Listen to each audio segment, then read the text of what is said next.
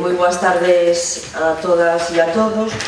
Vamos a dar comezo a sesión ordinaria do mes de febreiro do Pleno da Corporación, disculpando por un asunto personal a concelleira Olga Quintana, que non vai a poder estar presente ao longo de toda a sesión. Empezamos entonces co punto número 1, aprobación se procede do borrador de acta da sesión anterior correspondente ao 26 do 11 do 2019. Alguna cuestión con respecto a acta? Partido Popular? Partido Socialista? Apróbase por unanimidade dos grupos, entonces acta correspondente á sesión do 26 do 11 do 2019. No punto número 2, resolucións adoptadas pola alcaldía dende a última sesión, nos quedan, como sempre, a disposición dos grupos as actas en secretaría. Punto número 3 e punto número 4 de Facenda Local, igual que falamos xa na Comisión de Facenda, pasamos a facer a exposición de maneira conxunta, inda que despois votemos de forma separada cada un dos puntos. Estos puntos teñen que ver co xa dictaminado pola Comisión de Facenda de renovación das pólizas de crédito que ten suscritas o Concello de Allariz por importe de 240.000 e 230.000 euros. Con data do 11 de febreiro de 2020, puxáronse as invitacións como preceptivo para que presentaran a oferta das condicións financeiras tres entidades bancarias, concretamente a Banca, Sabadell e Santander. A primeira delas por importe de 240.000 euros, por un prazo de 12 anos e con unha reducción de 10.000 euros ao final do primeiro e do segundo, 12 meses, perdón, ao final do primeiro, do segundo e do terceiro trimestre. Para esta póliza de crédito, esta renovación desta póliza de crédito, presentouse a Banca e o Banco Sabadell. A Banca presentou un prazo de 12 meses, como iba na invitación, un tipo de interés trimestral, un tipo de interés variable, marxe sobre Euribor a 3 meses de 0,49, interés mínimo resultante 0%, interés de demora 1%, comisión de non disponibilidade 0 e o resto das comisións sin comisións. Sabadell, pola contra, co mismo importe, co mismo prazo, lóxicamente, coas condicións financeiras de Euribor 3 meses, máis 0,59, con reducións tamén de 10.000 euros trimestrais, unha vez finalizado o primeiro, segundo e terceiro trimestre. Unha liquidación e unha revisión trimestral exento de comisións e un interés de demora de 1,50, de máis 1,50. Por lo tanto, vista esta valoración destas ofertas, o coste total presentado polo Sabadell para o Concello serían 1.575 euros e o presentado pola Banca 675 euros. Por lo tanto, visto as ofertas presentadas polas dúas entidades, a nosa proposta, en este caso, no que ten que ver con esta renovación da póliza de 240.000 euros, sería de concertar esta operación con a Banca.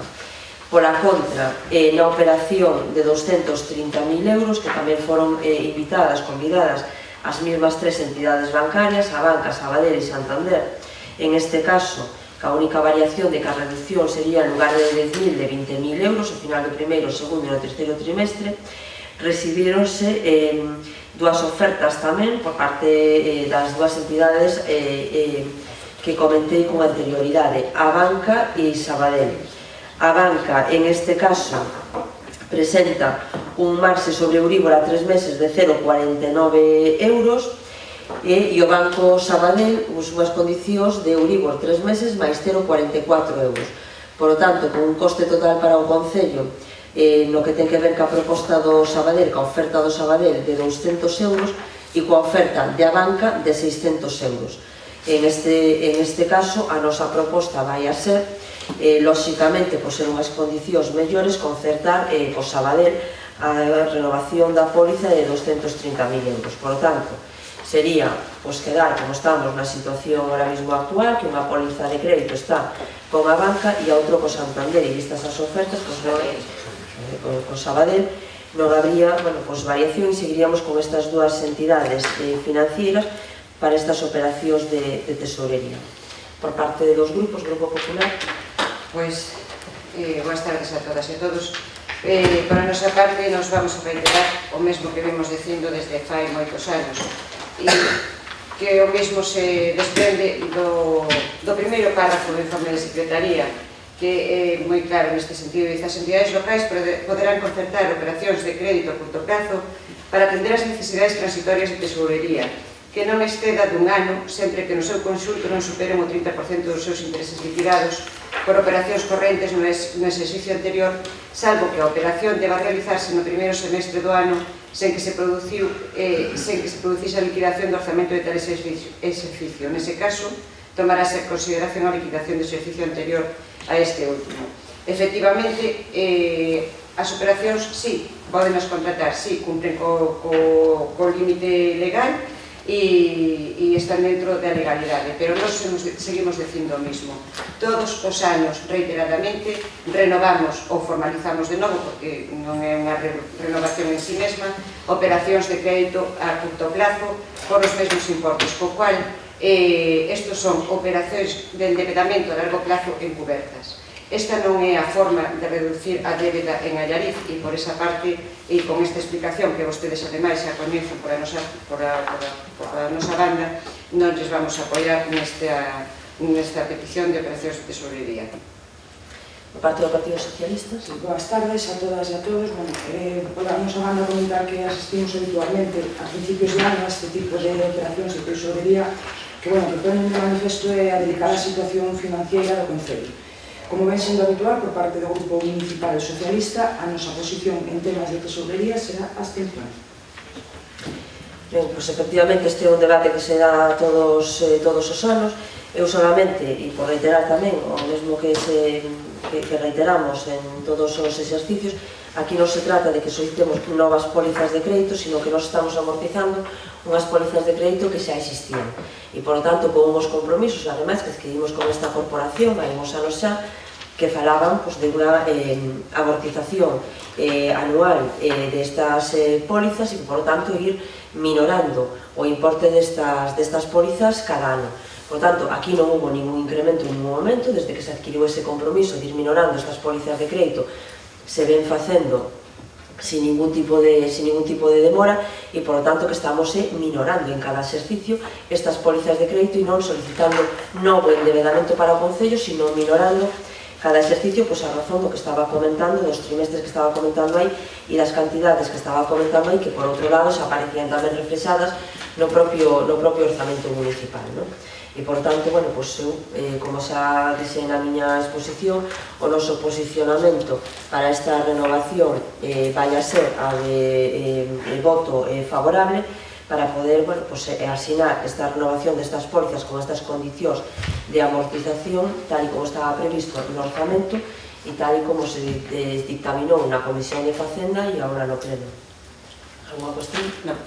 Vale, pois sometemos a votación, entonces, por separado o punto número 3, aprobación si procede da formalización dunha operación de tesourería por importe de 240.000 euros. Votos a favor? Votos en contra? Abstencións? Apróbase cos votos do Grupo Municipal do BNG, o voto en contra do Grupo Municipal do Partido Popular e a abstención do Partido Socialista. Punto número 4, aprobación se procede da formalización dunha operación de tesourería por importe de 230.000 euros. Do por feito co sentido do voto vai a ser o mesmo ou sometemos? Sí. Vale. Sometemos, sí. Pois sometemos a votación. Votos a favor? Votos en contra? Abstencións? Pois apróbase cos votos favorables do Grupo Municipal do BNG, os votos en contra do Grupo Municipal do Partido Popular e a abstención do Partido Socialista. Punto número 5, moción do BNG con motivo do 8 de marzo. Na comisión xa anticipábamos tamén da nosa intención, que estábamos en principio de acordo con os grupos, se non hai nada que agora o contradiga, facer unha exposición cada un dos grupos da moción que presentan con motivo da celebración do 8 de marzo e despois, cada grupo fixera a intervención que considere con respecto ás mocións que se teñen presentado. Por lo tanto, ao facelo así, empezamos casi que a mesma orden de representación coa que se presentan as mocións e presentaría a moción en primeiro lugar o Grupo Municipal do BNG, despois o Grupo Municipal do Partido Popular e despois o Partido Socialista. Ten a palabra e a Conselleira de Benestar Social, Manuel Ponce. Boa tarde. Antes de nada, parabenizar a todas as mulleres, en especial aos movementos feministas galegos pola súa loita diaria. Este Concello vaise sumar, como non podería ser de outra forma, a todos os actos reivindicativos e de loita que estes movementos feministas durante o día 1 de marzo e o 8 de marzo van a levar a cabo en diversas localidades e comarcas. Baixo o lema, sen coidados non hai vida, mudando o sistema, derrubando o patriarcado. Porque temos que seguir loitando, temos que continuar porque as mulleres seguimos a ser maltratadas, violadas e asesinadas. Síguense poñendo en tea de xuicio os nosos dereitos sexuais e reproductivos. Seguimos a sufrir fenda salarial. Unha muller no noso país tería que traballar 71 días máis que un home para chegar ao seu salario. A media nacional do Estado desta fenda é de 52 días. O sea, Galiza por detrás como sempre. As mulleres seguimos a asumir os coidados, moitas veces de forma gratuita e en moitas ocasións con contratos precarios. Precariedade agudizada polos recortes levados a cabo estes últimos anos dende as administracións tanto autonómica como estatal. Recortes que afogan as administracións locais e, sobre todo, no rural. Seguimos a ter desigualdade na corresponsabilidade dos traballos domésticos. As traballadoras do fogar moitas veces traballan de forma alegal e outras moitas precarias, situación que se agrava no caso das mulleres migrantes. Por todas estas razóns, este 8 de marzo, compre recoñecer o traballo do feminismo galego e contribuir desde esta institución a combater a precarización de servicios de coidados ocupados maioritariamente por mulleres e a dar visibilidade ao que supón no noso sistema económico e social a contribución do traballo invisible dos coidados como paso necesario para construir unha nova orde social que supere o patriarcado. Por estes motivos, o Grupo Municipal do BNG solicita do Pleno da Corporación Municipal a adopción do seguinte acordo: recoñecer e apoiar as convocatorias do feminismo galego autoorganizado que neste 2020 colocan no centro do debate os coidados e as consecuencias para as mulleres galegas do sistema económico, social e político no que vivimos, que non podería sosterse sen coidados que se desenvolven en moitas ocasións de forma gratuita ou a través de precarización de moitas mulleres, comprometéndose a traballar para que os poderes públicos contribúan a superar esta situación. Segundo, demandar da Xunta de Galiza o seu compromiso coa realización de estudios periódicos sobre o valor social e económico do traballo do fogar e do coidado, a comenzar por dar cumprimento ao artigo 29.3 do Decreto Legislativo 2/2015 do 12 de febreiro, polo que se aproba o texto refundido das disposicións legais da Comunidade Autónoma de Galiza en materia de igualdade e realizar as actuacións necesarias para que no primeiro semestre do 2020 estea en marcha o desenvolvemento dunha nova conta satélite da produción doméstica. Realizar as actuacións necesarias para que no ano 2020 se desenvolva un profundo estudo en colaboración coa Universidade Galega do reparto do tempo nos fogares galegos. Comprometerse a iniciar a elaboración plan de dignificación e visibilización dos coidados co fin de valorizar e divulgar entre o conxunto da poboación galega a súa relevancia económica e social e as consecuencias que supón para o exercicio dos dereitos das mulleres o desequilibrio que persiste na actualidade, así como as vantaxes sociais dun reparto equitativo dos tempos entre homes e mulleres. E por último, demandar da Xunta de Galiza a asunción total dos programas relativos á dependencia para garantir a súa prestación universal en igualdade para todas as persoas usuarias. Transitoriamente demandar da Xunta de Galiza do Goberno Central o incremento da súa dotación orzamentaria de forma que se garanta a continuidade dos servizos e se melloren as condicións laborais e salariais das traballadoras, deixando así de afogar aos pequenos concellos. Gracias. Partido Popular. Perdón, por unha cuestión de orden. Vamos a expor todas as mocións e despois contestamos ou argumentamos. Un turno, falamos un turno como ano pasado, Vale. un turno de contestación, de réplica para o debate. A nosa sociedade segue tendo que facer fronte a retos fundamentais para alcanzar a igualdade real efectiva, malia a igualdade reconhecida na Constitución e no noso ordenamento xurídico dos significativos progresos feitos nos últimos anos persisten discriminacións. A desigualdade entre mulleres e homes persiste en todos os ámbitos da vida. Como metas temos que poñer fin á discriminación, poñer fin a todas as formas de discriminación contra todas as mulleres e as nenas en todo o mundo. Atallar a violencia de xénero, eliminar todas as formas de violencia de xénero contra as mulleres e as nenas dos ámbitos público e privado, incluídas a trata e a explotación sexual e outros tipos de explotación. A medida 5.3 do matrimonio, eliminar o matrimonio infantil e a mutilación xenital femenina, eliminar todas as prácticas nocivas como o matrimonio infantil, precoz, forzado e a mutilación xenital femenina. Recoñecer e valorar os cuidados e o traballo doméstico non remunerados mediante servicios públicos, infraestructuras e políticas de protección social e promovendo a responsabilidade compartida no fogar e a familia. Asegurar a participación plena e efectiva das mulleres e a igualdade de oportunidades de liderazgo a todos os niveis decisorios na vida política, económica e pública e asegurar o acceso universal á saúde sexual, reproductiva e os dereitos reproductivos segundo o acordado de conformidade co Programa de Acción da Conferencia Internacional sobre a Poboación e o Desenvolvemento, a Plataforma de Acción de Beijing e os documentos finais das súas conferencias de exame. Emprender reformas que outorguen dereitos aos recursos económicos, así como acceso á prioridade e ao control da terra de outros tipos de bens e os servicios financeiros, a herdacia e os recursos naturais de conformidade coas leis naturais. Unidade das mulleres en todos os ámbitos da vida, a muller da ciencia, de educación de Galicia. En Galicia recoñecemos as mulleres nos ámbitos científicos, tecnolóxicos e de investigación coa creación da Unidade de Muller e Ciencia coa entrega dos premios María Josefa Wanderburg Ciencia coa entrega dos premios, a través destas dúas iniciativas o Goberno galego traballa para pôr en valor, visualizar e dar a coñecer e recoñecer as mulleres científicas de Galicia, mulleres que souberon adiantarse o seu tempo e que abriron e abren camiños a moitas outras. Lévanse 13 anos consecutivos facendo entrega destes recoñecementos. A Unidade de Muller e Ciencia creouse co obxectivo de incrementar a presencia da muller nos ámbitos científico e tecnolóxico de Galicia e de situar nun primeiro plano a perspectiva de xénero na actividade científica.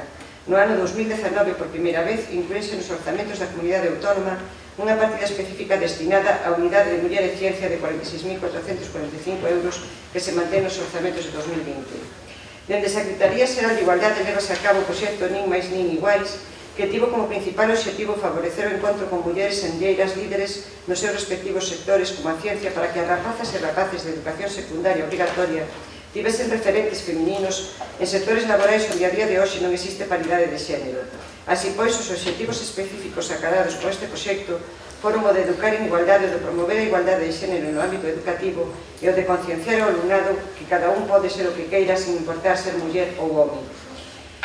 As nenas edúcanse moi a miúdo na crenza de que os temas relativos a STEM son meramente masculinos e de que a capacidade femenina neste ámbito é inferior a dos homens. Reverter este negativo proceso exixe axudar as nenas e as mulleres a comprender que os estereotipos baseados nos xéneros son conceptos artificiais e que todos os estudos están abertos para elas, sexas cales sexan. Dentro do segundo programa galego de Muller e Ciencia de 2016-2020, o 29 de decembro de 2016 aprobouse este segundo programa co obxectivo de seguir avanzando na igualdade real no eido científico. O programa conta cun orzamento de 9,2 millóns de euros. Este programa elaborouse cun grupo de traballo integrado por representantes das áreas da Xunta dedicadas ás universidades, ás TIC, ao I+D e ao traballo pola igualdade. As políticas de igualdade se ven constitúen unha prioridade horizontal, é dicir, a perspectiva de xénero debe estar presente na diagnose e a solución aos principais retos de Galicia. Tamén deben contar con liñas de accións específicas como o segundo programa galego de Muller e Ciencia para reducir con determinación as fendas de xénero nos diferentes eidos tratados no Plan Estratégico de Galicia de 2015-2020, entre as que se encontra relativa aos ámbitos científicos e tecnolóxicos da I+D+I. A Axencia Galega de Innovación conta con medidas de fomento da participación femenina no eido da ciencia e innovación e hai criterios de discriminación positiva na convocatoria de axudas á etapa predoutoral e postdoutoral e nas convocatorias de Conecta PIM, de PIME, UMIS, Industria 4.0 para equipamentos de centros tecnolóxicos, así como na Innova PIME. participa o talento sénior valorándose en ambos casos a contratación femenina. De xeito principal conseguiu que o 38% dos contratos realizados nas 4 edicións foran de mulleres menores de 35 anos e o programa Talento Sénior nas 2 primeiras edicións por 26%. Analizando os diferentes programas de apoio á xencia, a taxa de participación das mulleres nas axudas da xencia de innovación tense casi duplicado en 4 anos. Por todo isto, este era o argumentario que tiña de base a nosa moción. A nosa proposta para hoxe é instar ao Goberno do Estado a aprobar un novo plan estratégico de igualdade de oportunidades 2019-2022 que será tamén un instrumento para dar cumprimento á Axenda 2030 para o desenvolvemento sustentable.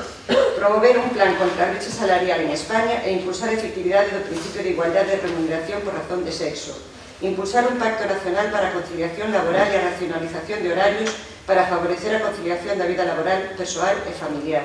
Desenvolver unha estrategia nacional para impulsar as vocacións STEM entre as alumnas que incluye, entre outros aspectos, impulso as materias STEM na educación e programas de formación do profesorado para a mellora da aprendizaxe desas materias. Posta en marcha de iniciativas para a formación de mulleres en habilidades STEM na contorna rural, mellorando a súa formación no ámbito digital, acceso ás novas tecnoloxías e o uso das redes sociais. E no punto 2, instar ao Goberno da Xunta de Galicia, adentro das competencias da Comunidade Autónoma de Galicia, levar a cabo as accións necesarias para conseguir como objetivo fundamental a igualdade retributiva das mulleres en todos os ámbitos, tecnolóxico, cultural, deportivo, etc. Elaborar un programa para o fomento das vocacións STEM, ciencia, tecnoloxía, enxeñería e matemáticas entre as nenas e mozas para pechar a fenda de xénero nestes estudos e incrementar a presenza da muller nos ámbitos científicos e tecnolóxicos de Galicia. E fomentar e incrementar os programas de alfabetización digital das mulleres maiores, especialmente aquelas que viven no medio rural co obxecto de mellorar o manexo e as súas habilidades no uso das novas tecnoloxías. E no punto 3, instar o Concello de Allariz a levar a cabo accións para poñer en valor e dar a coñecer as mulleres referentes galegas que son líderes nos seus respectivos sectores para que as rapazas e rapaces teñan referentes femininos como, por exemplo, na ciencia e na tecnoloxía. Nada máis, moitas gracias. Por parte do Partido Socialista. Como cada 8 de marzo, o Partido Socialista somase as reivindicacións no Día Internacional das Mulleres. Neste 2020, Nacións Unidas elixiu como lema Son da xeración de igualdade, polos dereitos das mulleres, no marco da celebración dos 25 anos de Beijing. Xeracións de mulleres loitaron e loitamos con valentía e determinación pola liberdade. Unha liberdade que, gracias a elas, hoxe é un patrimonio colectivo ao que o Partido Socialista contribuiu ao longo dos seus 140 anos e seguirá a facelo cada día. A ameaza da ultradereita cuestionando os dereitos das mulleres terá unha resposta contundente nas rúas, porque aínda persisten as discriminacións a pesares das conquistas, e porque hai quenes cuestionan o feminismo intentando devolvernos o pasado, negando a violencia de xénero e a violencia sexual. Non vamos a dar ningún paso atrás. A quenes pretendan facernos retroceder teránnos en fronte. Para o Partido Socialista é intolerable o cuestionamento dos consensos que tanto nos custou acadar. Estivemos sempre xunto ao movemento feminista traballando para facer realidade a igualdade entre homes e mulleres. Fomos os artífices das grandes reformas que permitiron que avanzásemos na consecución dos nosos dereitos e libertades. Todas as leis de igualdade teñen o selo socialista. Tras a moción de censura, o Goberno Socialista tomou medidas urxentes que deran unha resposta firme para protexer a integridade física das mulleres, Real Decreto Lei 9/2018 do 3 de agosto, e mellorar as nosas condicións no ámbito laboral e salarial, Real Decreto Lei 6/2019 do 1 de marzo. E durante estes meses de goberno continuamos sentando as bases para que a igualdade entre mulleres e homes sexa real e efectiva, a través de propostas transformadoras para eliminar as estructuras machistas e patriarcais, que son as que están no fondo de toda a estructura social e política das nosas vidas. As e os socialistas temos claro o camiño. A democracia ten que respostar aínda máis os problemas e obstáculos que as mulleres temos que salvar para poder exercer as nosas liberdades e dereitos. Manifestamos o noso compromiso coa erradicación da violencia de xénero, o fin da precariedade laboral e a falta salarial, a defensa dos dereitos sexuais e reproductivos das mulleres e a abolición da prostitución e da trata de seres humanos con fins lucrativos. Queremos unha sociedade igualitaria e participativa, na que as mulleres ocupemos o lugar que nos corresponde por dereito que nos traten como persoas libres e adultas capaces de decidir por nós mesmas. Existe unha ameaza real e significativa de reversión dos logros feministas acadados ata agora. Por todo canto queda exposto, vimos a propor o Pleno da Corporación de Allariz a adopción do seguinte acordo. Todos os grupos municipais comprometémonos a traballar polo avance da sociedade cara a igualdade de xénero, rexeitando calquera retroceso en dereitos e liberdades para as mulleres, especialmente aqueles defendidos e postulados polos partidos de ultradereita. Ben, abrimos un turno agora para que todos os grupos fixen as posicións con respecto ás mocións presentadas polo mismo orden no que se fixo a exposición das mocións. Por tanto, ten a palabra Maribel Poisa para posicionarse para a posición do Grupo Municipal do Benega con respecto ás mocións presentadas. O Grupo Municipal do Benega, como non podería ser de outra forma, vai votar a favor tanto da moción do PP como da moción do Grupo dos Socialistas. Creo que está claro que é un tema, como pasou no 25 de novembro, un tema que temos que estar todos xuntos e loitar xuntos. Evidentemente, sempre hai flecos que quedan soltos dun grupo ou de outro, porque hai cousas que no fondo e na forma non pensamos igual ou non as vemos igual, pero si é verdad que é un tema que a loita ten que ser de todos por igual. Entón, o noso voto vai ser favorable. Por parte do Partido Grupo Popular? Por a nosa banda tamén. De feito, outro día xa propuñamos dentro das pequenas cousas que podemos ter diferencias ideológicas ou pequenos matices. Este é un tema no que todos e toda a sociedade, todos os grupos políticos, todos os partidos políticos e toda a sociedade teñen que ir na mesma dirección e deixando aparte esas pequenas cousas, pequenas diferencias ou pequenas simplemente matices ideológicos que nesto só nos faen moito danos ás mulleres e a loita que se leva a cabo e non nos aportan nada. Nos vamos a apoiar as mocións exactamente igual que decía dona Maribel Poisa, aínda que si quero comentar que no punto 3 da súa moción, cando dicen demandar da Xunta de Galicia a asunción total dos programas relativos á dependencia, eso nos trae un pouco de, bueno, non sei se confusión ou non, pero a dependencia está regulada tamén por unha lei estatal, non sei se é a Comunidade Autónoma de Galicia quen de poder cambiar ou non cambiar isto, pero indistintamente, seguramente si é quen este no goberno da Xunta de Galicia, sexa estando o Partido Popular ou este quen este a partir do 5 de abril, si é quen para exixir e demandar estes cambios legislativos onde haxa que demandalos, que principalmente son o Estado da Nación Española ou o Goberno de España. Por a nosa banda, nada máis que decir e moitas gracias a todos. Por a nosa banda, imos votar favorablemente a moción do Grupo Municipal do Bloque Nacionalista Galego. Con respecto á moción do Partido Popular, comentar o seguinte, adiantar que o noso voto será non. O Partido Popular non está en condicións de por deberes en materia de igualdade ao goberno do Estado, posto que a igualdade é un dos eixes de acción do goberno socialista. Por primeira vez na historia, un goberno contou con máis mulleres que homes. Recuperouse o Ministerio de Igualdade. Todos os ministerios tomaron decisións con perspectiva de xénero. Tras 7 anos sen se reunir, convocouse a Comisión Interministerial de Igualdade. Renovouse e convocouse o Consello de Participación da Muller. Aplicouse, despois de meses de parálise, as medidas do Pacto de Estado contra a violencia de xénero.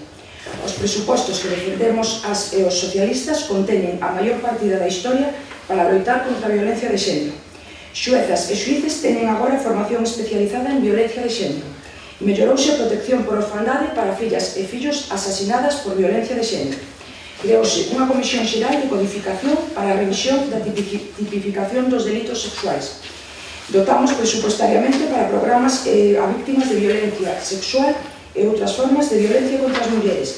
Profundizamos na mellora das condicións das mulleres no ámbito da súa independencia económica. Tomamos medidas para que a maternidade non penalice as mulleres no mercado de traballo. E así poderíamos seguir. Co cal, e como decía ao principio, non queremos que o PP este en condicións de exixir nada en materia de igualdade. Primeiro, aíslen vostedes a vos. Logo, estarán en condicións de falar de igualdade. Por lo tanto, o noso voto será non. Non sei se hai que dar un segundo turno de intervencións. senón, para... Sí. Sí, por... Sí, por alusión. Por alusión á moción, sí. É difícil hoxe non contestar e me vou aguantar. Me vou aguantar para non facelo. E intento aguantarme incluso e a pesar de que eleccións en igualdade, en violencia de xénero, en distintas cousas, o Partido Socialista poderá dar moitas, pero neste momento quizá non é o partido máis adecuado para facelo. Pero nese ánimo constructivo e que sigo dicindo e que mantendo de que aquí temos que todos cara adiante, todos a unha, e deixarnos destes pequenas loitas de egos e situacións irracionais que poden desencadenar, pois estropear o debate de fondo que acadar a igualdade real e efectiva entre as mulleres e homes, tanto neste país como no resto do mundo. Vamos a deixar o tema por zanxado e nada máis que decir. Bueno, pois para zanxar xa o debate, para someter a votación por parte do Grupo Municipal do BNG, solo dúas cuestións, unha que ten que ver con aclaración por respecto da intervención da portavoz do Partido Popular no que ten que ver coa dependencia. En realidad, solo aclarar que en realidad toda a moción que presenta o BNG xira en torno a necesidade de recoñecer ese traballo que as mulleres fan no fogar, ese traballo que se realiza no que ten que ver cos cuidados e demais, e que, por tanto, se de verdad queremos que medidas sean efectivas, non podemos obviar o papel tan importante que xoga a lei de dependencia e unha boa financiación da lei de dependencia para que isto sexa posible. E iso que justifica que, efectivamente, en ese punto número 3 se demande tanto da Xunta de Galicia como tamén do Goberno Central o incremento da dotación orzamentaria para garantir que estemos falando dunha lei que este financiada e que, por tanto, que cumpla os objetivos que agora nos consideramos que deixa bastante que desexar. E outra cuestión solo con respecto á alusión que se facía aos matices ideolóxicos. Nós somos dos que pensamos que esos matices ideolóxicos son tremendamente importantes, non? Son tremendamente importantes, pero tamén é verdade que o que estamos votando aquí non son as diferencias ideolóxicas que son importantes, sino as mocións que se teñen presentado á votación e, polo tanto, os acordos que propón cada unha das mocións. Se non fora así, pois, efectivamente, esos matices ideolóxicos, que eu creo que son, máis que matices, sino profundas diferencias ideolóxicas en moitos casos, imposibilitarían isto, pero é verdad que o que vamos a votar ahora mesmo son estas mocións en concreto, as tres presentadas, e con estas propostas de acordo, por tanto, con estas propostas resolutivas. E iso, pois é o que fai que nos reiteremos o noso posicionamento e o noso voto favorable ás mocións presentadas. Perdón, sometemos entonces a votación as mocións presentadas. Moción presentada polo BNG, votos a favor. Moción presentada, apróbase cos votos a favor dos tres grupos municipais. Moción presentada polo Partido Popular, votos a favor. Apróbase cos votos do Grupo Municipal do BNG. Como anunciar o voto en contra, votos en contra. Apróbase cos votos do Grupo Municipal do BNG e do Partido Popular, co voto en contra do Partido Socialista. Moción presentada polo PSDG-PSOE, votos a favor. Apróbase por unanimidade de todos os grupos da corporación.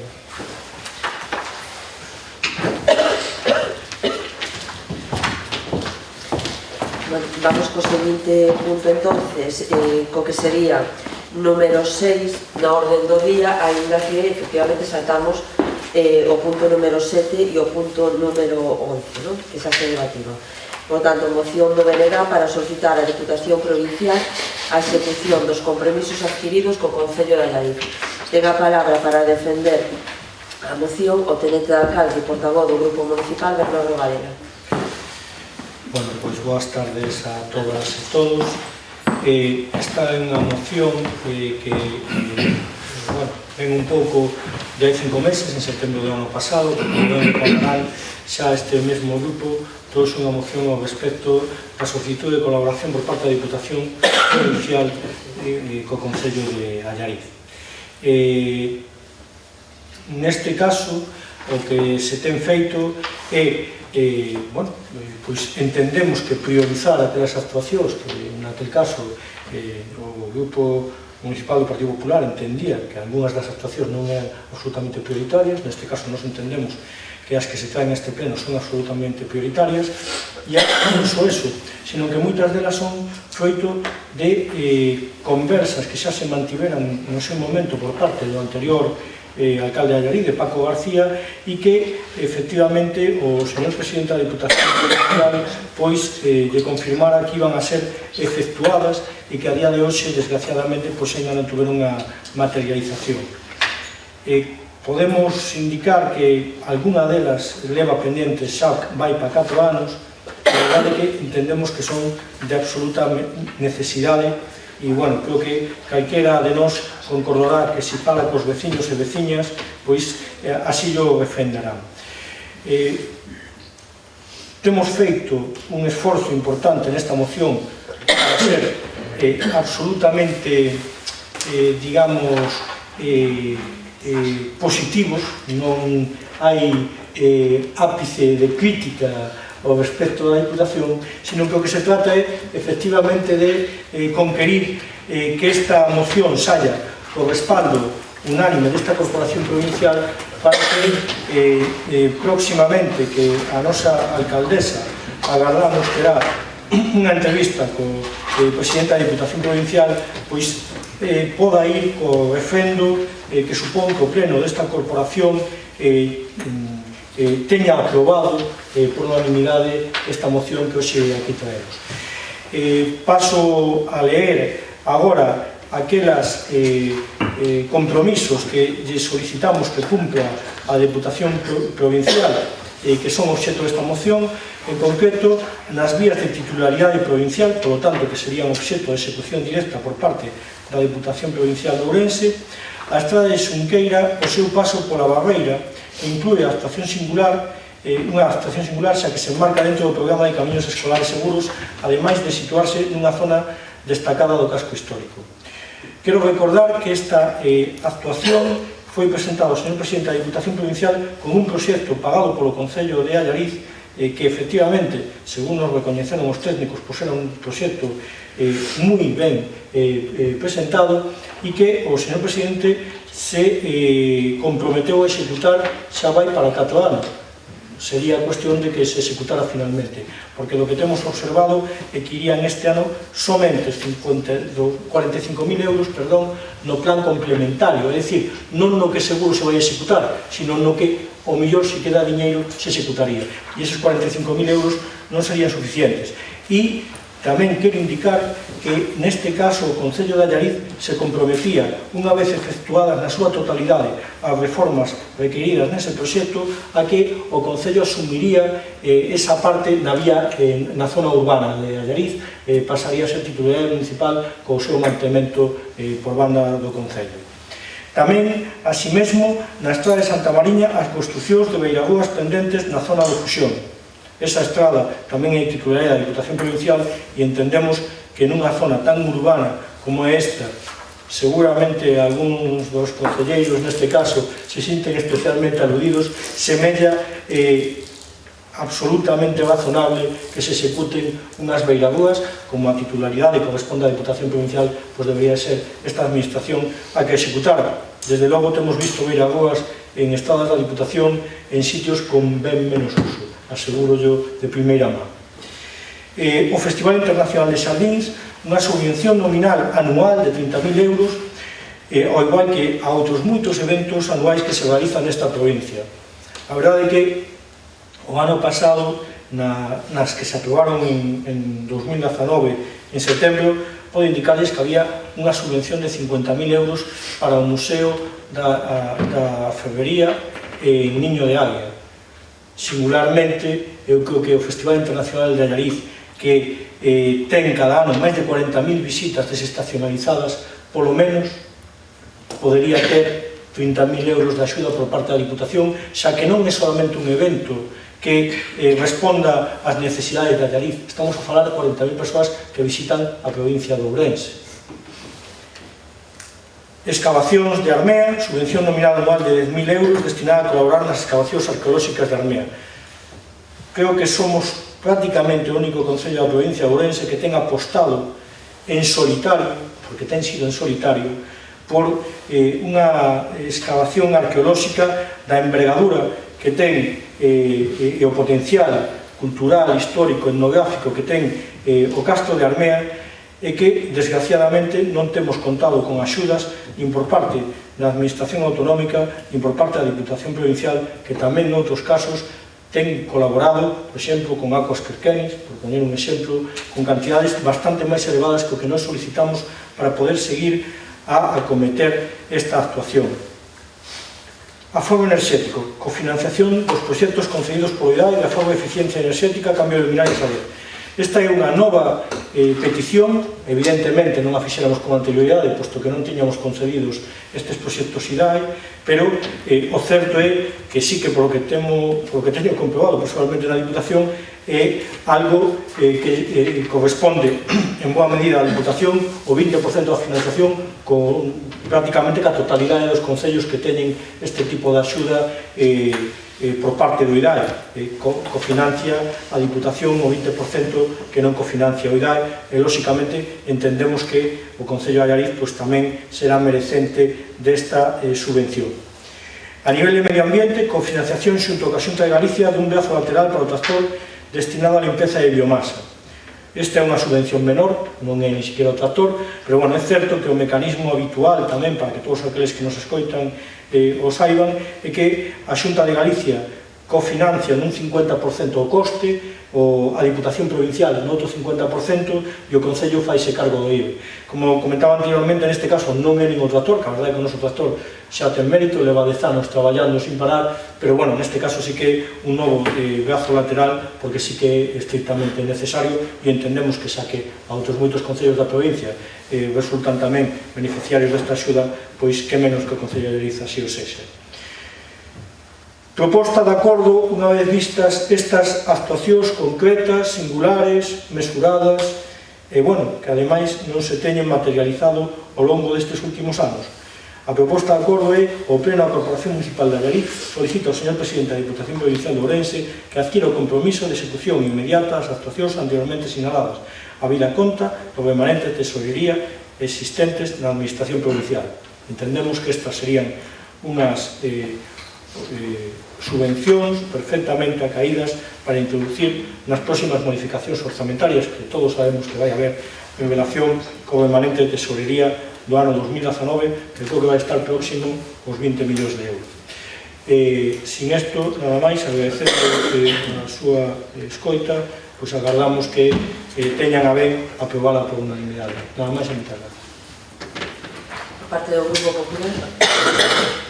Por a nosa maneira, xa en setembro, como vostede ben dixe, xa debatimos unha moción prácticamente a mesma, simplemente aquí se implementaron dúas cousas respecto a aquel momento, e nos seguimos pensando o mismo. Hai cuestións prioritarias que necesariamente hai que acometer, e por iso por as que hai que empezar. Si nese sentido vostedes tamén establecen prioridades, estaríamos todos moitísimo máis de acordo. Entendemos que é unha prioridade o tema do arranxo da estrada de Xunqueira, o tema dos camiños escolares e o tema da estrada de Santa Mariña, porque xa vai sendo hora de que esa estrada e os veciños, todos os veciños que para aquela zona vivimos, que somos moitos, contemos con unhas aceiras ou polo menos con un espacio seguro para poder camiñar en unha situación no que se atopa bastante hasta perigoso, porque, bueno, temos problemas de iluminación, hai buracos e están en unhas condicións francamente penosas.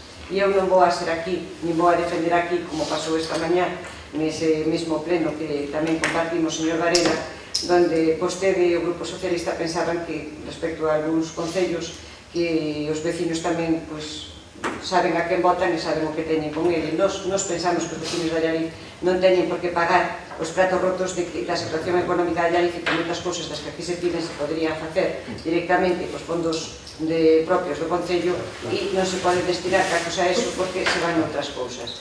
Entonces, o que son esas obras, sí, eso se dixo esta mañá e se pode revisar nas videoactas e se dixo dunha forma un pouco máis complicada, pero bueno, quería suavizar un pouco. O tema do aforro enerxético, bueno, pois xa hai unha subvención do IDAE, está claro que aquí recoñecen, e eu entendo que recoñezan porque a situación económica do Concello é a que non temos un duro e que ese 20% que teria que poñer o Concello os que les pretenden que poña a Diputación. Bueno, non, pero que así, xa hai unha subvención do IDAE, o sea, é trasladar as responsabilidades de uns a outros.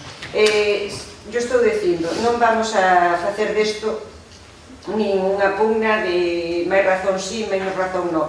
Vamos a seguir, inda que o apoyemos, vamos a non estar de acordo na aportación, esa aportación nominal de 30.000 euros ao ano pro Festival de Xardíns, mentras estemos na situación económica que estamos e coas necesidades que temos en Allariz, outras moitas infraestructuras e outras moitas cousas en que gastar para que beneficien a calidade de vida dos veciños, non vamos a estar de acordo. Evidentemente non vamos a estar de acordo nin agora nin outro momento. Se tuvéssemos todo como unha patena, pois ao mellor sí, sería necesario. Máxime, cando estas edicións do Festival de Xardíns, os visitantes que teñen pagan a súa entrada por entrar, é dicir, debería ser autosuficiente para manterse entre os sponsors que vostedes dicen que teñen e as entradas que se venden para visitarlo.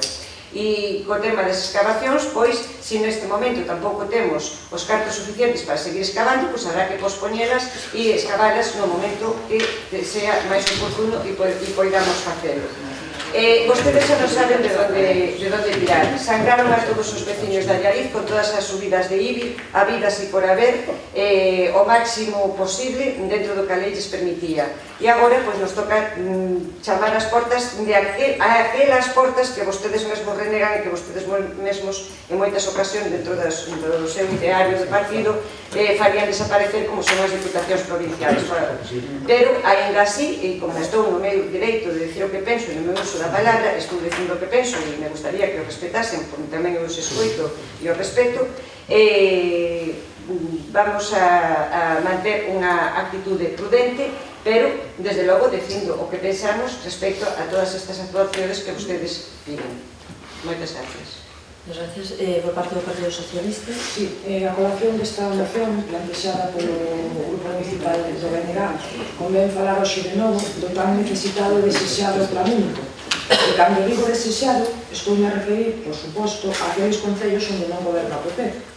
A Deputación de Ourense é a única institución provincial galega que non ten un plan único con criterios obxectivos de reparto de fondos entre os concellos. No pleno da Deputación de setembro de 2019 aprobouse precisamente unha modificación presupuestaria de 8,5 millóns para distribuir entre os concellos mediante subvencións non suxeitas a concurso, é dicir, a dedo, basicamente. Sendo, como non, os máis beneficiados aqueles concellos gobernados polo Partido Popular. O señor Plácido Álvarez, en declaracións a La Voz de Galicia, asegurou que o goberno provincial atende as peticións de todos os concellos e incluso deixou caer que algúns alcaldes non lle piden nada ao presidente. Cito textualmente, se lle teñen manía é a súa culpa. Ben, señor Álvarez, dende o Concello de Allariz, estáse a pedir, a ver se temos resposta e a poder ser positiva. Polo tanto, o noso voto vai ser favorable. Eu creo que hai dúas cuestións importantes que diferencian en este asunto, non? Por un lado, aquí estamos falando de uns compromisos adquiridos polo presidente da Diputación no 2016. Non estamos falando de que estemos inventándonos ahora aquí unhas peticións que traemos a colación en este pleno e das que nunca se falou hasta ahora, non? Por lo tanto, nos damos por feitos que cando hai unha reunión co presidente da Diputación naquele momento formalizada a través do alcalde naquele momento de Francisco García e se adquiren os compromisos, adquiren para cumplirse. Cando eu tomei posesión no ano 2018, a mediados do ano 2018, en xuño concretamente, no mes de agosto, mantive unha reunión co presidente da Diputación. En esa reunión co presidente da Diputación volvín a trasladarlle aqueles compromisos que foran adquiridos en esa reunión celebrada no 2016 e que ainda estaban pendentes de execución e que, por lo tanto, que nos parecía que pasara un tempo prudencial para que puderan executarse esos proxectos. En aquela reunión, o presidente da Diputación, con palabras textuales, dixo: a semana que ven terás no teu despacho a contraproposta de proxecto para o que ten que ver ca zona da Barreira. Ainda estou esperando hoxe, desde xuño, desde agosto de 2018, esa contraproposta sobre o proxecto que nós que presentamos, que por outro lado, nunha reunión que se celebrou o mes pasado na subdelegación do Goberno, os propios representantes ali da Diputación dixeron que o proxecto presentado polo Concello de Allariz era un proxecto espléndido, e digo tamén textualmente, non? E que dixeron ali, bueno, pues, ante toda a xefatura de tráfico, é unha reunión que se celebrou para cuestións que tiñan que ver con seguridade vial e que tiñan moito que ver con ese proxecto que nos tíamos presentado. Por lo tanto, nós eu creo que aí fixemos claramente os deberes no sentido de que redactamos un proxecto que en realidade non teríamos por que ter redactado nós. É unha vía provincial, non é unha vía municipal, non é de titularidade do Concello de Allariz esa vía e, por tanto, debería ser a propia Diputación Provincial a que redactara ese proxecto e a que presentara de acordo, en este caso, co Plan Especial do Casco Histórico, porque está en unha zona tremendamente sensible, non estamos falando aquí de cualquier tramo da estrada de Xunqueira, e nos creo que ese proxecto que nos presentamos cumple esos criterios perfectamente, deberían ser eso que nos estiveran presentando isto. Pola contra, nos fixemos a contratación dese proxecto e presentámoslo á Diputación Provincial. É verdad que daquela reunión salimos satisfeitos, en aquel momento salí satisfeito Francisco García, porque chegou aquí, bueno, pues, coa boa nova de que efectivamente había aí unha coincidencia e que había un compromiso da Diputación Provincial de buscarlle encaixe para este proxecto. O problema é que ainda seguimos buscándolle encaixe, non? E como podo, e como acabo de decir, eu misma fui a unha reunión co presidente da Diputación Provincial e volveu a reiterárseme que na semana seguinte esa contraproposta con algunhas modificacións sobre o proxecto que nos tiñamos presentado estaría no despacho e a día de hoxe, na que sigo preguntando por el, sigue sin estar aquí, non? É verdad que eu vivín en campaña electoral declaracións do presidente da Diputación Provincial ao respecto de que se non se pide non se pode dar, cando eu creo que consta incluso por registro de entrada desde 2016 estas peticións están formuladas e máis que as temos traído a pleno en máis de unha ocasión. A pesar de eso, nós seguimos na idea de que efectivamente debemos ser constructivos e, por tanto, de todas aquelas peticións que teñan compromiso, incluso compromisos avalados, como, por exemplo, o que tiña que ver co campo de fútbol, que ampliación da cidade deportiva do Seixo, dos campos de herba artificial da cidade deportiva do Seixo, decae en esta moción. Non o vimos a presentar porque é verdad que consideramos prioritario tanto a adecuación do entorno da Barreira como a adecuación das beirarrúas do Fuxón e, por lo tanto, decaemos, deixamos de caer xa ese proxecto á espera de outro momento precisamente para priorizar. No que ten que ver ca Estrada de Santa María, nos dimos un paso máis xa tamén. Nos encargamos o proxecto e contratamos o proxecto, que lle presentaremos á Diputación Provincial ahora e temos dúas versións dese mesmo proxecto, unha con un costo un pouco máis elevado e máis ambicioso e outra diferente que presentaremos tamén ahora á Diputación Provincial na mesma liña que fixemos no caso da Barreira. Por tanto, eu creo que os deberes nese sentido nós temolos feito e temolos feito con creces. E eu creo que paciencia tampouco se nos pode achacar que non levamos tido porque estamos falando de proxectos que están comprometidos desde o 2016.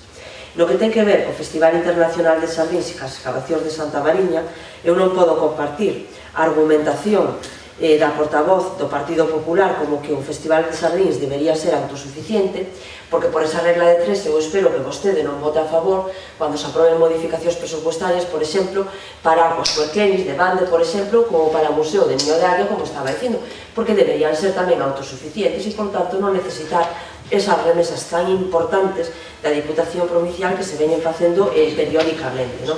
E que, por lo tanto, que nós ahora que temos esa información, ademais de primeira mão por parte do diputado provincial que comparte este mesmo grupo municipal, Bernardo Varela, pois efectivamente, cando se ven esas subvencións reales con esas cuantías, pois, eu creo que esa mesma argumentación de que debería ser autosuficiente, entonces yo deberíamos aplicar a todos. Igual que nós compartimos que deberían, que debe haber un apoio da Diputación Provincial a outro tipo de eventos e non nos temos manifestado en contra, pois como pode ser a Mostra Internacional de Teatro de Ribadavia, por exemplo, outros eventos que se realizan na provincia e que nos parece que merecen que haxa un apoio por parte da Diputación Provincial. Pero en ese mesmo sentido e en esa mesma línea que nos apoyamos que haxa ese apoio a ese tipo de eventos, un evento destas características que é único en todo o Estado español, que reúne, quer dicir, ao número de persoas e antes de visitantes que antes comentaba Bernardo Varela, que ademais provoca as inercias que provoca no que ten que ver coa economía local, porque estamos falando de que o proxecto turístico que Allariz ten en marcha, bueno, pois bebe e se alimenta en boa parte desas máis de 40.000 personas que visitan o Festival Internacional de Sardins. Un proxecto, ademais, que paseado por a Xunta de Galicia a través da Axencia Galega de Turismo, que paseado e que nós estamos a documentación e o proxecto e demais por parte de Turismo de Galicia por feiras internacionales en cuanto ten que presentar algún proxecto que ten que ver con este sector e que, por lo tanto, de Galicia o que pasea a Xunta de Galicia o Festival Internacional de Sardins de Allariz e a Ruta da Camelia, que son as propostas que fai e que, por outro lado, non financia, nin apoia, nin colabora con elas, pero que sí que utiliza para eso, e nós tampouco nos temos mostrado non só en contra, sino que temos facilitado pois todo o que hasta o Concello ten sido posible para que eso sexa así, e por tanto creemos que ese comportamento claramente institucional que ten tido o Concello de Allariz cas dúas administracións, tanto ca Xunta de Galicia como en este caso concreto coa Diputación Provincial, non se teñen visto correspondidas ca asunción dos compromisos que están encima da mesa. No que ten que ver coa forno enerxético e ca petición que facemos co brazo da desbrozadora, eu creo que nós aí temos tamén que discrepar e discrepar seriamente. Nos podemos traer aquí, non o trouxemos, pero poderíamos traer aquí toda a relación de concellos gobernados polo Partido Popular que están cobrando a subvención do 20% de cofinanciación dos proxectos do IDAE. Non é que o solicite o Concello de Allariz.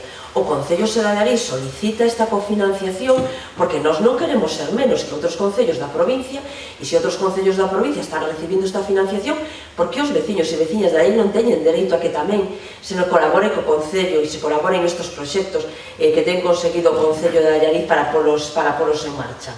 Porque esa mesma argumentación non se utiliza para denegarlos aos dos concellos gobernados polo Partido Popular que se está dando, si tamén están de finanzas e non tan mal estamos. Pois entonces que se aplique un criterio economicista e que diga, o Concello de Allariz está mal, vamos a axudar, pero estes concellos do Partido Popular que están tan bollantes e que están tan ben, pois vamos a forrarnos ese 20% e vamos a utilizarlo en proxectos para aqueles concellos que sí que lo necesiten. Entonces podería compartir esa argumentación, pero a cuestión é que ahora mismo non se está facendo así por parte da Diputación Provincial.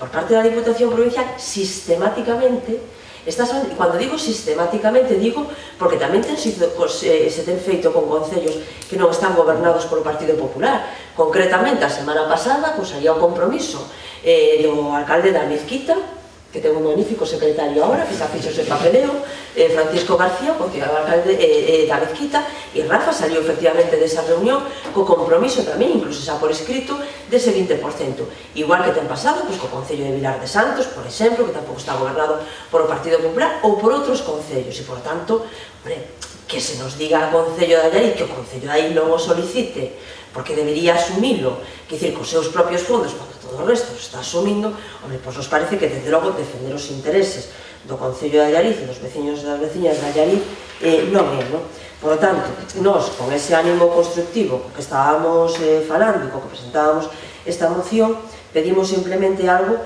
pois eu creo que tan sinxelo e tan humilde como eso.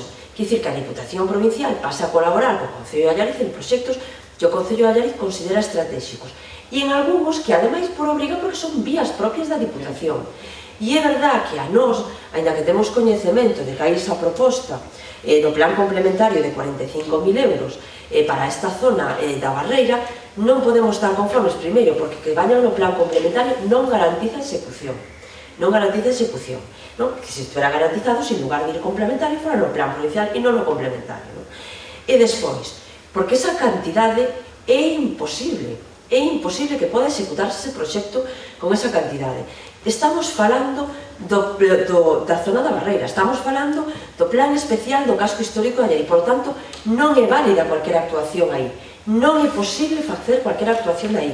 Unha simple capa de rodadura aí non é posible executarse se atendemos tamén a uns mínimos criterios que teñan que ver coa coherencia das actuacións en rehabilitación e en adecuación do casco histórico que se veñen executando durante este tempo, non?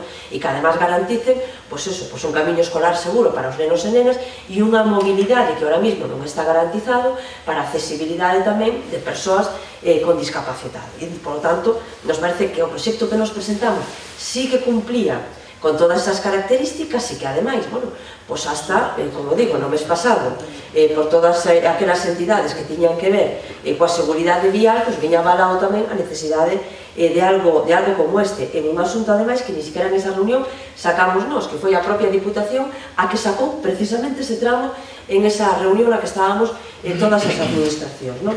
Por tanto, por ese motivo, nos queremos solicitar o apoio de todos os grupos da corporación para esta moción. Nos presentaremos ao presidente da Diputación outra vez en canto nos confirme unha data para esa reunión. Reiteraremos estas peticións.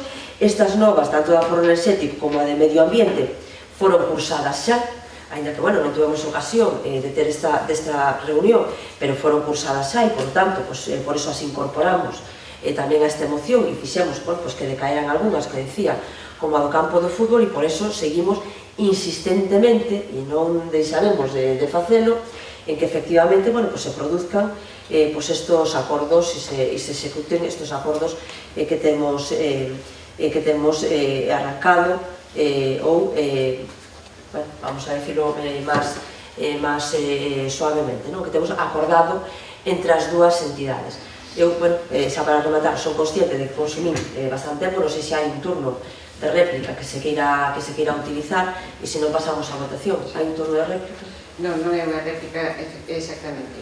Quería propor, se é posible, que na proposta de acordo para votar a favor todos os grupos, onde di o Pleno da Corporación Municipal de Allariz solicita ao señor Presidente da Diputación Provincial de Ourense que adquiera o compromiso de execución inmediata, que esa palabra inmediata que parece un imperativo legal e fai unha exigencia un pouco exagerada, que diga o compromiso de execución das actuacións anteriormente sinaladas. Pensamos que a linguaxe se importa e creemos que é moito máis acaecido recordar se efectivamente eses compromisos existen e están feitos e comprometidos con usted, xa digo, de aforro enerxético como é novo, non sei, supoño que non estaba, e o resto, a nosa posición sigue sendo a mesma.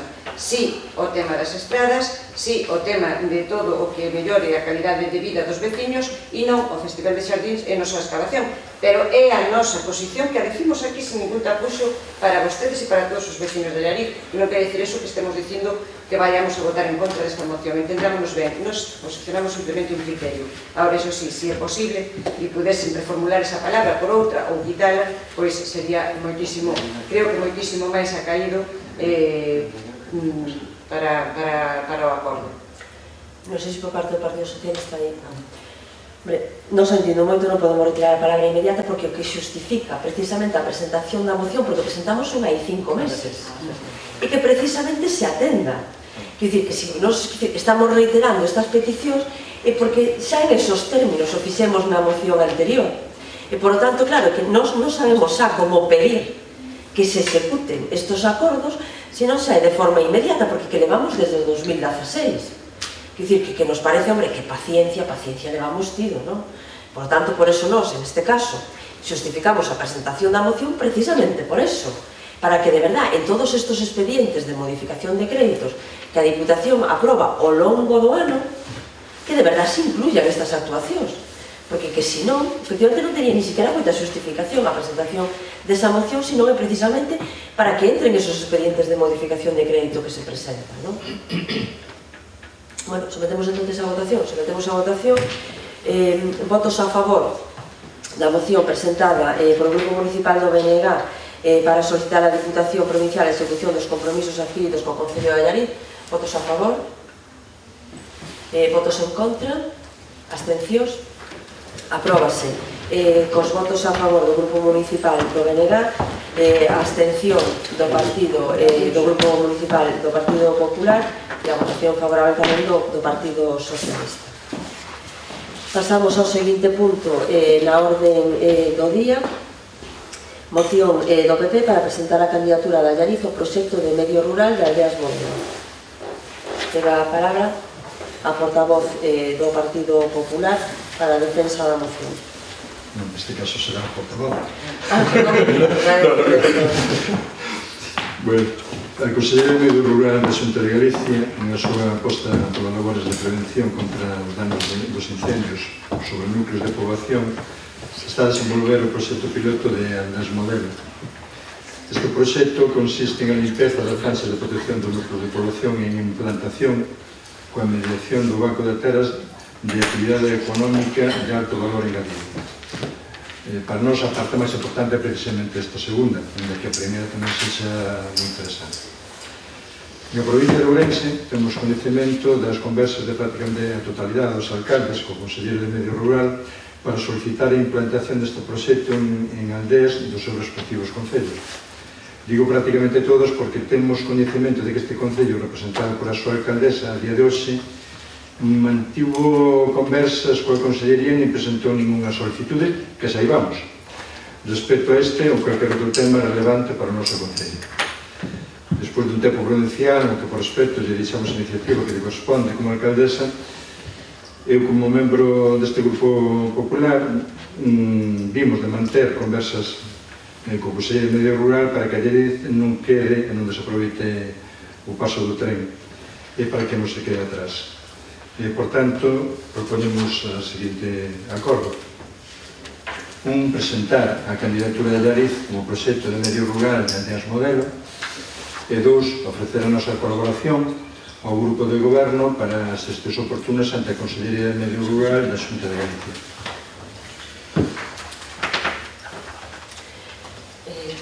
Ten a palabra para o turno de fixar as posicións por parte do Grupo Municipal do Benegado, teniente de alcalde e portavoz do Grupo Municipal do Benegado, Bernardo Varela. Bueno, pois xa sabemos que o tren en Galicia é un tema recurrente, entonces perder o tren vai o hábito para 30 anos, tampouco hai que deixalo pasar as veces.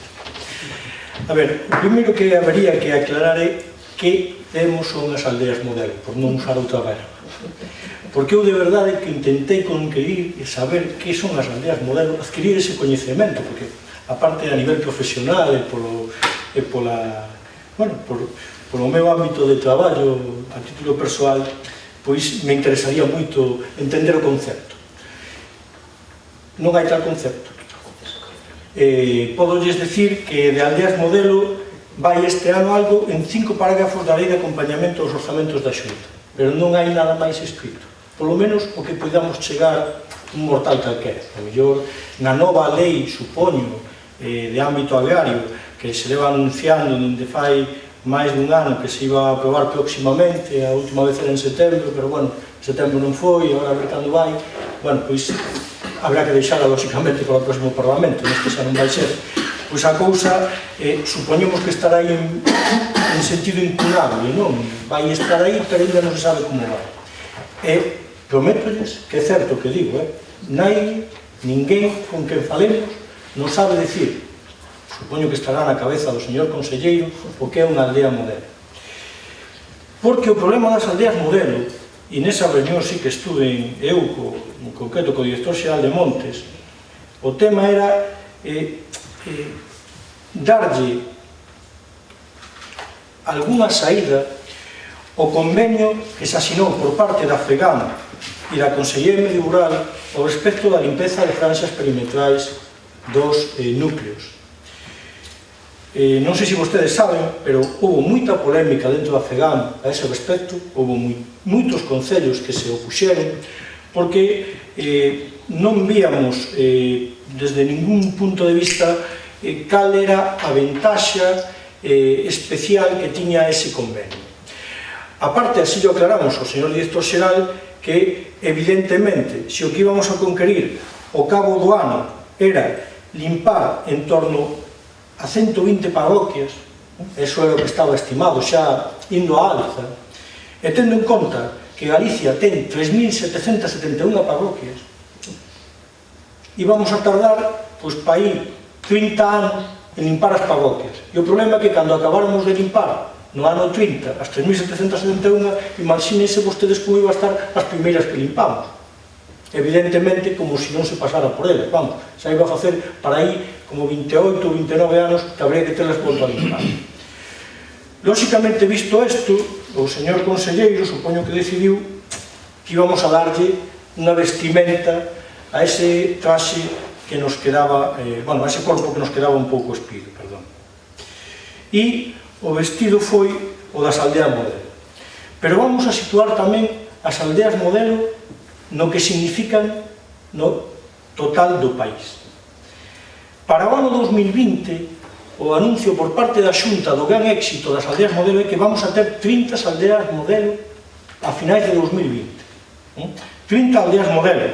Falábamos de que había 3.771 parroquias. En cada parroquia xa saben vostedes que hai uns cuantos núcleos. Imagínense vostedes o que van ser esas 30 aldeas modelo no total do noso territorio. E fala tamén de que iso van ser 1.200 hectáreas. Para que se fagan unha idea, aquelas persoas que nos están escoitando, o monte veciñal en Mancomún de Penamá, un único monte veciñal en Mancomún, son 900 hectáreas.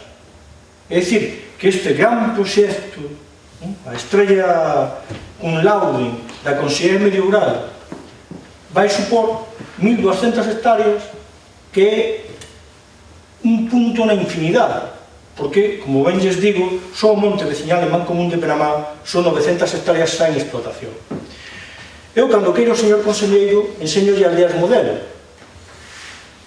Non sei que non se nos ocurriu o nome. O mellor se tuveramos patentado, a Consellería tenía que terlle cambiado o nome, non? Pero cando queiran, vamos a Meire, vemos as explotacións que están ali funcionando, que non son unha nin dúas, son tres agora mesmo, non?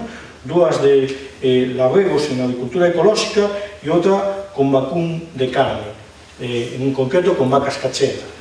Temos Penamá, temos unha explotación en Coedo con tanto vacas vianesas como con bois. Temos unha explotación como Ecolella en Torneiros. Temos as cabras na zona toda que vai entre Nanín, Penamá e a zona toda de Guimarás.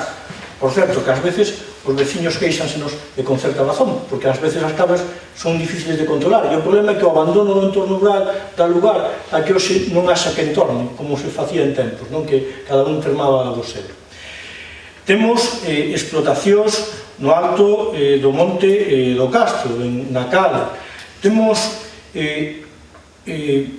infinidade de explotacións na zona de Valverde, co Rexo. Evidentemente, o Gallao houbera moitas máis, porque iso sería un acicate de un rural vivo que, sin dúbida, contribuiría máis a fixar poboación nos nosos núcleos rurais, pero tamén é certo que o traballo que se leva feito desde este Concello nos últimos anos apoiando este tipo de iniciativas e, por suposto, cun mérito absoluto e heroico por parte dos protagonistas das mesmas, que son os gandeiros e os labregos que nelas traballan, é infinito. Pero, se somos realistas, o das aldeas modelo non deixa de ser un invento nun mar de agua.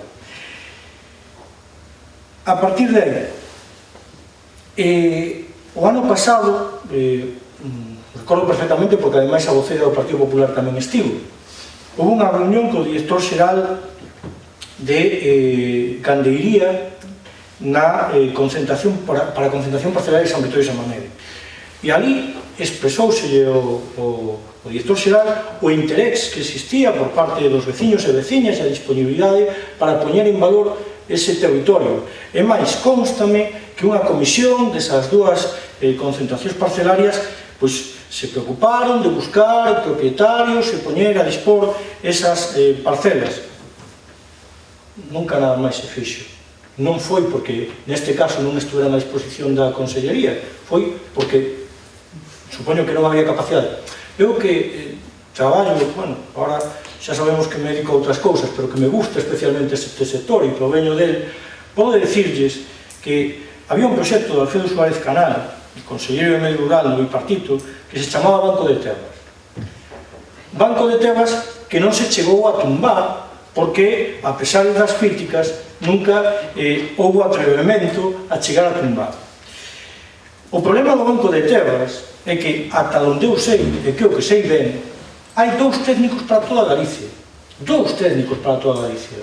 Claro, iso non é apostar polo Banco de Tebas. Iso é dicir que está aí e non morre porque non lle damos a esta función, pero está prácticamente en estado comatoso, porque con 2 técnicos todos sabemos que é imposible mobilizar as tebas do país. E máis, persoalmente, a miña familia, en Lugo, quixemos pôr a dispor do Banco de Tebas fincas que temos ali e que, desgraciadamente, xa non son traballadas. E digo de primeira persoa. Dixéronos que tardarían 2 anos en ir a fiscalizadas, para poñer registradas. Claro, se somos serios, eso non ten ningún sentido. Entón, a partir de aí, nos parece moi ben que o señor conselleiro siga ca súa idea do Banco de Tebas, con algún alcalde que temos falado, incluso nos dicía que era unha teima persoal do conselleiro sacar adiante o Banco de Tebas, pero despois, na cruda realidade, isto non ten sentido, porque non hai nada máis alá. Xa digo, é que, por favor, se vostedes teñen algo máis, que eses 5 parágrafos que aparecen na lei de acompañamento para darlle vestido ao Banco de Tebas, gustaría metelo, porque non o hai, de verdade que non o hai. O mellor a futuro, cando se aprobe, non sei se por este goberno ou por outro, a lei de mobilidade de Tebas de Galicia, pois haberá algo, pero que ahora mismo non hai absolutamente nada. É pedir algo que non existe, máis que na mente do conselleiro. E hoxe pola mañá, ademais, levamos unha sorpresa, eu personalmente non o coñecía, cando nos din, no debate que tivemos na Deputación Provincial, que unha das partidas económicas que nutre esta gran operación de 900 hectáreas ao cabo de 2 anos, porque as 900 hectáreas, perdón, de 1.200 hectáreas, pero as 1.200 hectáreas xa son co que se fixo o ano pasado, por certo, aldea de Osmo, Celle, primeira aldea modelo. Creo que o que se montou, digo, non fun ver, pero que saiu en prensa e que por ahora iba a vivir unha familia ali de Santiago, que iba a poñer 6 porcas de cría para poñer en valor a superficie que se limpara ao redor da aldea de Osmo. Bueno, de verdade, sexamos serios, porque senón todos sabemos o que pode dar de sí un proxecto ou non dá, eso non dá para sobrevivir unha familia. Pero bueno, indo máis alá, digo que hoxe pola mañá nos enteramos de que nos reducen os fondos aos concellos para o plan de camiños rurais, porque parte deses fondos se detraen para as aldeas de modelo. E digo, bueno, que ten que ver unha cousa con outra? Porque resulta que os labregos que viven nos pobos seguirán tendo que pasar polos camiños, sobre todo os que xa viven neles. Os concellos, evidentemente, todos os concellos, porque ao final eu miraba para as caras dos alcaldes do Partido Popular, como estou enfrente, e cando falaban de que sobraban fondos, algún poñía a cara de home, sobrar, non sobra. Digo para o avanxo de camiños, non? Que todos sabemos como están os nosos camiños, e especialmente nun ano como este que choveu tanto, e iso evidentemente deteriorou moito os camiños rurais que dan acceso ás fincas. Por lo tanto, xa digo, eu o que me gustaría que isto, se algún día chega a ser algo serio, realista, pois poderemos estudalo con realidade.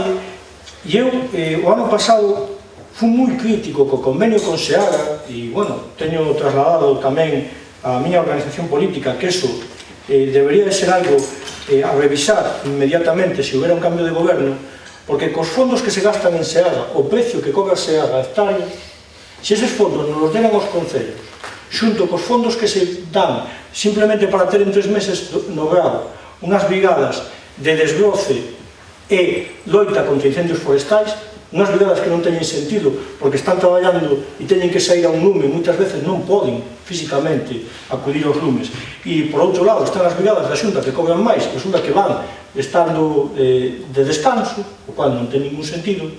Se eses fondos nos deran aos concellos para ter ao longo de todo o ano unha brigada de desbroces, eu asegurolles que en 2 anos tiñamos limpados os perímetros de todos os núcleos rurais de Galicia, todos, e aí faríanse, non sei, si 100, 200 ou 3.771 parroquias limpas. Imagínese a cantidade de aldeas modelo, ou chamémoslle como queiramos, que poderían estar en marcha no país ao cabo de 2 anos. E, sin embargo, si, seguimos xugando a tirar o balón dun lado para outro, sin unha solución clara para o noso entorno rural, que creo que, claro, que nos debe preocupar, porque eso, evidentemente, os da cidade tamén lles vai afectar en moito, sobre todo porque os lumes, con esta climatoloxía que temos agora, cada vez van a ser máis complicados de parar. E un rural abandonado é igual a lume, eso non hai quen o discuta. Nada máis e moitas gracias. Ten a palabra a portavoz do Grupo Socialista. Eu vou a ser moi breve. Nós non temos moi claro cal é exactamente o proxecto de aldeas modelo. Podemos decir que nos parece un disosor do Conselleiro de Medio Rural. Aquella ser a legislatura do rural, converteuse efectivamente na legislatura do rural, pero do abandono do rural. Entón non confiamos nin nas promesas nin nas propostas do Partido Popular. Por lo tanto, o noso voto vai ser non. Non sei se hai un turno de réplica por parte do Partido Popular, pois ten a palabra o portavoz. Bueno, en Allariz temos a nosa parte correspondente da España vaciada, é dicir, nós temos o noso propio Allariz vaciado. Se lle deu vaciado, parte dele está en o casco histórico de Allariz, e unha parte moi importante está precisamente en un medio rural. Todos os nosos povos, prácticamente todos, únicamente se salva medianamente o Outeiro do Raca, están en claro declive. Algunos deles se perderon todos os seus veciños, como La Marredonda, As Bouzas, San Salvador dos Penedos, máis. Hai outros que teñen un ou dos veciños, e todos están en proceso lento de desaparición.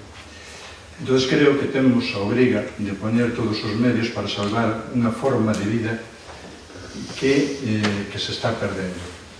En Allariz, cando ocorreu o boom inmobiliario, veu moita xente de fora de Allariz, pero a maioría desa xente que veu a vila e non foi aos povos. Veu a vila porque aquí había unhas infraestructuras medianamente, o sea, que están ben, que cumplían a maioría dos requisitos necesarios para esas novas parellas, pero non foron aos núcleos. Allariz, por así dicirlo, forma parte xa dunha pequena conurbación urbana que xira en torno a Ourense Capital, e que forman parte, ademais de Ourense Capital, os municipios de alrededor, dos que o máis importantes en cuanto ao crecemento son Barbadás, San Cibrao das Viñas, Allariz, en menor medida Pereiro de Guiar. Moita xente nova veu, hai un efecto, por así dicirlo, centrífugo e centrípeto ao mesmo tempo, centrífugo de atracción á capital provincial, ao polígono industrial de San Cibrao das Viñas, o polígono industrial de Pereiro de Guiar, e centrípeto no sentido de que esa xente que ven atraída por a capitalidade provincial, en lugar de asentarse en a capitalidade, por unha cuestión sobre todo económica, vai aos municipios situados máis próximos á capitalidade, que a maioría están situados ao sur do municipio. Entón, ese traslado poboacional que se está producindo de todo o conxunto da provincia, a capital provincial e o seu entorno, trae unha forma de vida que é unha forma de vida máis urbana, que ten as súas ventaxas e as súas desventaxas. Pero o que está pasando é que esa maioría de xente ven á vida. Parte desa xente podría vir aos nosos povos, e de feito, algúns veñen aos povos por se dicir, da mitad norte do noso municipio, porque son os que están máis próximos á capitalidade municipal e os dous macropolígonos de San Cibrao e de Pereiro. Para que veña máis xente aos nosos povos e non se concentre únicamente en a vila, sería necesario que teñan unhas infraestructuras aceitadas, unhas infraestructuras físicas, basicamente formadas por as estradas e tamén por os servizos que teñen. Actualmente temos a maioría desas infraestructuras, solamente faltan algúns servizos, como xa temos nos dito en máis ocasións, pero en canto a estradas, salvo algunha necesidade puntual que existe, a maioría delas o que necesitan é mantemento, non se necesitan facer novas estradas no medio rural. Pero o que sí é necesario é dotar tecnolóxicamente, digamos, os nosos núcleos, darles internet en condicións. O problema temos unha vila, pero ese problema ainda se acrecenta máis nos núcleos rurais. Un terceiro punto que sería necesario ter para que a xente poda vir a eses núcleos é o tema de mobilidade. Aí sí que temos unha clara desventaxa con algún municipio máis próximo a Ourense capital, como é, por exemplo, de Barbadás. A Barbadás chegan autobuses urbanos da capital, autobuses urbanos que non chegan aquí.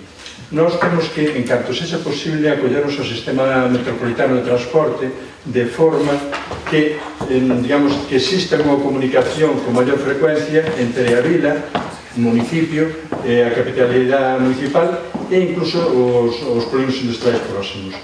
Sin esa mobilidade, sin ese transporte público fácil, temos desventaxa, por exemplo, para Valenzá, ali podes ir e vir prácticamente con un horario sin problemas. Aquí o transporte que temos de autobús ciñese a uns determinados horarios e se temos as persoas que traballan fora de Lleriz, que traballan en capital ou que traballan nos polígonos industriais, si teñen un horario estándar, poden ir no transporte de mañá, volver no transporte despois de mediodía, e aproveitando ese horario. Pero se te sale dese horario xa non podes moverte e tens que contar con transporte propio. Ese transporte propio non nos axuda, é dicir, que necesitamos poder apuntarnos a un transporte público que facilite esa conexión dentro desta pequena área metropolitana. Entón, o que vimos a dicir é temos que axudar e poñer os medios necesarios para salvar todo o que podamos dos nosos núcleos rurais. En principio sería máis fácil para os municipios que están a mitad de norte que a mitad de sur, pero temos que darlle medios. Con todo, a xente algunha xente que está vindo a eses municipios da mitad de norte é xente que ten unha característica máis urbana que é a mesma ou parecida que a que veo a vila. É dicir, non entronca exactamente coa forma de vida rural. O que proponemos aquí é unha proposta de futuro en que se dice vamos a tratar de establecer unhas condicións que permitan que eses povos nosos, algúns deles, que poden vivir do medio rural e que, entonces, se poden vivir dese medio rural, si se vai a mantener esa forma de vida. É posible que non este todavía suficientemente desenvolto o modelo de aldea modelo, valga a redundancia, pero é un aspecto moi positivo. Creo que temos que sumar todos os graus de arena necesarios para que un modelo de vida rural que se manteña, porque é un ben que forma parte da nosa idiosincrasia e da nosa cultura. Entón, porque non sea o noso modelo, porque nós temos outros modelos e ese non coincide con o noso, non debe ser un motivo para dicir non nos interesa esa proposta. Creo que debemos sumarnos, ainda que non este totalmente definido, porque é unha aposta que ten que ter futuro. Entón, o aspecto da limpeza é un dos aspectos que ten que haber aí. Para mí, un dos aspectos máis importantes é precisamente o Banco de Terras, que hai que lle dar unha solución definitiva a ese tema. A nós, dirixéronse a nós veciños de algunhas das comunidades de veciños que vostede mencionou, tanto na zona sur, veciños das parroquias de Coedo e Torneiros, como veciños das parroquias do norte, onde hai a concentración parcelaria de San Vitoiro e San Mamede, e tiñen interese en acollerse este sistema. Non é un sistema totalmente definido, pero sí ten posibilidades, e creemos que debemos apostar por eso, porque conseguiríamos tres cousas. Primeiro, que haxa xente que poda aproveitar terras que agora están en desuso, o cual se beneficiarían tanto os propietarios como os usuarios desas fincas. Xente nos dixo que non podían usar fincas porque tiñan dificultades. Xurídicamente eso pode ser solucionar de forma que tanto os propietarios como os usuarios que podan resultar beneficiados as dúas partes. Non é tan complicado, xurídicamente é posible, con garantías, sobre todo para os propietarios que son os que teñen recelo de deixar que esas fincas súas que as utilicen outras persoas. Iso é perfectamente posible. Un segundo punto sería que podría favorecer, como arquitecto interésame ese punto que é a rehabilitación de algúns dos núcleos existentes para que se asente a población. Eu son dos que pensa que non necesitamos facer novas edificacións, senón que se debe tratar de rehabilitar edificacións xa existentes e por consiguiente recuperar eses núcleos, porque a estrutura constructiva deses núcleos favorece a cohesión social. E en terceiro lugar, porque sería casi o último do interés destas aldeas modernas, sería precisamente o desbroce do entorno. Conseguir que isto que de momento pode parecer unha utopía, que pode ir adiante, darle un primeiro paso a que pode ir adiante, creo que o debemos facer. E todos debemos axudar, e desde o Concello de Allariz tamén debemos axudar, porque temos que axudar a solucionar o problema do noso Allariz vaciado, que o temos, e temos que poñer todos os puntos, todos os medios para conseguir. Ao mellor podemos facer sugerencias desde aquí á Consellería de Medio Rural que axuden a desenvolver e definir de unha forma máis exacta, máis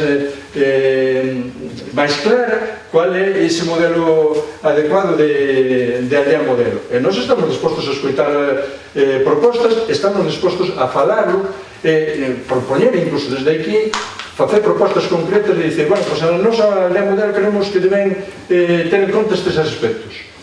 Bueno, pois adiante. O que non podemos dicir é, bueno, nós non queremos neso, dicimos que non, e punto. Pois nós queremos que Allariz, o noso Allariz vaciado, merece que fagamos un esforzo para que eso poda ir adiante. E unha das cousas que precisamente hai que darle unha solución é o Banco de Terras. Parte do Partido Socialista. Bueno, pois eu, así, moi brevemente, non? Eu, mentre estaba escutando as intervencións, a verdade que volvín a entrar, porque entro todos os días, non? Na página da Consellería de Medio Rural, que é esta, sigue sin haber nada das aldeas modelo. Non existen, na página oficial da Consellería de Medio Rural non existen as aldeas modelo.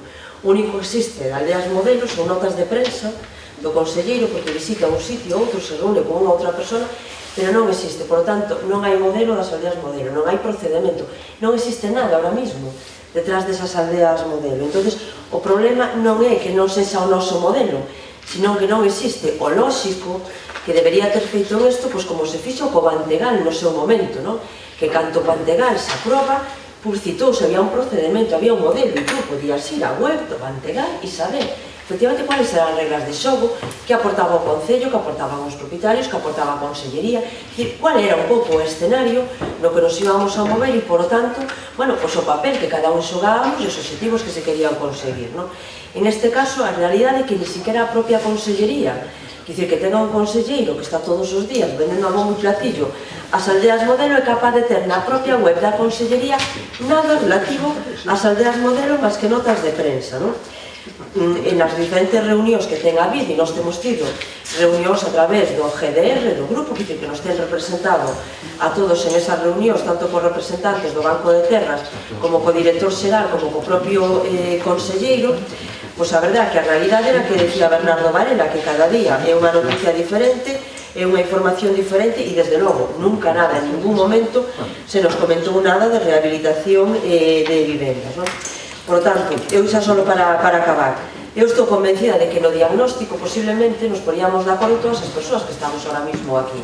Seguramente todos vemos a problemática que existe, que cualquera non ve a problemática que temos ahora mismo en moitas das nosas aldeas ao longo de todo o país e tamén do Concello de Allariz, efectivamente, dese problema que temos de despoboamento, que é serio, e, por tanto, bueno, como é verdad que efectivamente estaríamos, se nos poríamos de acordo seguramente en ese diagnóstico, e con un problema tan serio como este, é verdad que con un problema tan serio que se nos presenten por parte da Consellería en este momento, ademais, no que parece que, bueno, que debería existir unha sensibilidade maior, non?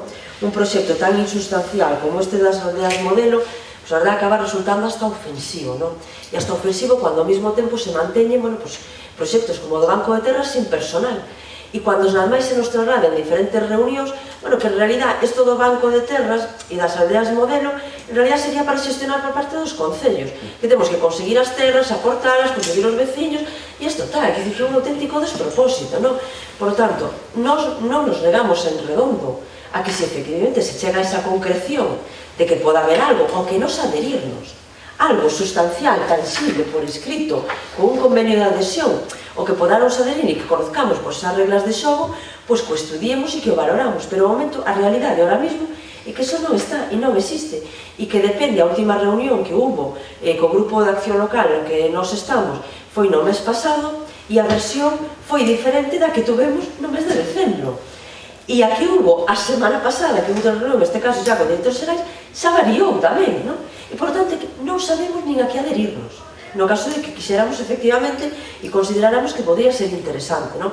Por tanto, nós por eso anunciamos que o noso voto non vai a ser favorable a isto, en tanto e en cuanto non haxa unha proposta firme por parte da Consellería para que se poda un adherir cunhas reglas de xogo e con unha proposta clara que sería a ese respecto. Sometemos entonces a votación. Sometemos a votación a moción presentada polo Partido Popular. Votos a favor? Votos en contra? Pois non se aproba cos votos do Grupo Municipal do Partido Popular e do Partido Socialista. Ai, no Grupo Municipal do Benegal e do Partido Socialista non se aproba a moción. Punto número 9, moción do PP para instar o Goberno a aboar a débeda pendente a Galiza. Ten a palabra. A día de hoxe, o Goberno Central segue a reter a liquidación dunha mensualidade de 2017, 200 millóns. E négase a pagar os incentivos que le corresponden a Galicia polo bo desempeño fiscal nos anos 2017 e 2018, que son 170 millóns de euros. En declaracións realizadas o día 21 de xaneiro deste ano, tras a reunión do Consello de Ministros, a ministra de Hacienda e portavoz do Goberno alegou que era unha cuestión que tocaba en el año 2019 e que ya se perdió esa oportunidad de poder resolver. Esta explicación non só carece de fundamento xurídico algún, senón que supón romper o compromiso que a propia ministra asumiu personalmente en agosto de 2018 e que levou a Xunta de Galicia a prever esos ingresos nos seus orzamentos. O Goberno Central de adoptar unha resolución urxente para transferir estes recursos que corresponden aos galegos. No caso do IBE, son cartos de todos nós, que o Goberno xa recadou e que o Goberno ten no seu poder e que se nega a transferirnos. Existe un problema global, o do IBE, que é común para todas as comunidades autónomas, deputacións provinciais e entidades locais, e que demanda unha solución común. As comunidades están en emerxencia financiera e estes recursos destinaránse á prestación de servicios públicos esenciais. Evidente que se non chegan esos recursos as comunidades terán que endebedarse e retrasar pagamentos. E existe outro problema específico para Galicia, que se fixo acreedora de cobrar os incentivos fiscais polo seu cumprimento de todas as obrigas tanto no 2017 como no ano 2018, que ten que ter unha solución específica para a nosa comunidade. O impacto económico desta decisión do Goberno Central afecta directamente ao sistema de financiamento autonómico, pero tamén pode supor unha perda de recursos para os veciños do noso concello, polo que esa corporación non pode permanecer allea a esta reivindicación. Por exposto, o Grupo Municipal Popular no Concello de Allariz presenta a seguinte proposta de acordos. 1. Declarar o apoio deste Concello a reivindicación da Xunta ante o Goberno de España para que ingrese as cuantías do imposto sobre o valor engadido non liquidadas correspondentes ao exercicio 2017 como consecuencia da implantación do sistema de información inmediata. 2. Declara o apoio deste Concello a reivindicación da Xunta de Galicia ante o Goberno de España nunha convocatoria urxente do Consello de Política Fiscal e Financeira cunha orde do día que inclúa un punto específico para abordar a aprobación a Galicia dos incentivos polo seu bo desempeño fiscal nos anos 2017 e 2018. 3. Dar traslado destes acordos ao Goberno de España, á Xunta de Galicia e aos grupos parlamentarios do Congreso dos Deputados e do Parlamento de Galicia. A nosa posición con respecto a isto, na que anuncio xa agora que vamos a presentar unha emenda que despois detallarei, eu creo que ten sido clara durante todo este tempo que se ven debatindo sobre este asunto. É verdad que por parte do Partido Popular se nos presente, non neste caso xa unha moción, sino por parte do Partido Popular de Galicia se nos presente toda esta campaña que se está facendo para reclamar o pago desta débeda pendente a Galicia non deixa de resultar cando menos irónico, non? Irónico porque en realidad esta reforma do IBE fixo ao Goberno do Partido Popular, fixo a Rajoy, non? E por tanto, cando Montoro se cansou hasta a saciedade de decirnos e de acreditar as excelencias desta reforma do IVA, da licencia que iba a ter e as consecuencias que iba a ter, bueno, tan maravillosas a priori e en principio para as administracións, a realidade foi ben diferente, non? Pero en ese momento, cando se aprobou esa reforma do IVA por parte do Goberno Central, como decía, coa presidencia de Rajoy, o Partido Popular de Galicia non só non se posicionou en contra, sino que abrazou entusiastamente tamén esta modificación e esta reforma que se fixo do IVA, non? Tuvo ademais ocasión, unha vez que se implementou e que se puxo en funcionamento, tuvo ocasión tamén en estos anos de goberno do Partido Popular de reclamar a Rajoy e de reclamarlle a Madrid, home, que era evidente que se executara esta reforma, o presuicio que supuña para as arcas, en este caso, non só da administración autonómica, sino tamén das administracións locais, que tamén sufrimos unha merma nos ingresos, por esta modificación, pois que levara precisamente o Partido Popular de Galicia a plantexarse ante o Partido Popular Estatal e ante o Goberno do Estado e ante Rajoy para decir, bueno, é evidente que esta reforma non só non é efectiva, sino que é contraproducente para o que poden ser os intereses destas administracións. A realidade non só non foi eso, sino que ademais, cando tiveron a oportunidade no 2014 de revisar este sistema de financiación que implicaba directamente tamén a financiación das entidades locais de forma parella, foi o propio Núñez Feijóo, foi o propio presidente da Xunta de Galicia a que unha vez máis se abrazou tamén entusiastamente e bloquearon sucesivamente a apertura deste debate sobre o tema da financiación e sobre esta reforma. Por tanto, que o propio Partido Popular, que aprobou esta reforma do IVA, nos presente, bueno, pois agora se presente como adalid en contra da propia reforma do IVA que eles aprobaron, cando menos irónico é.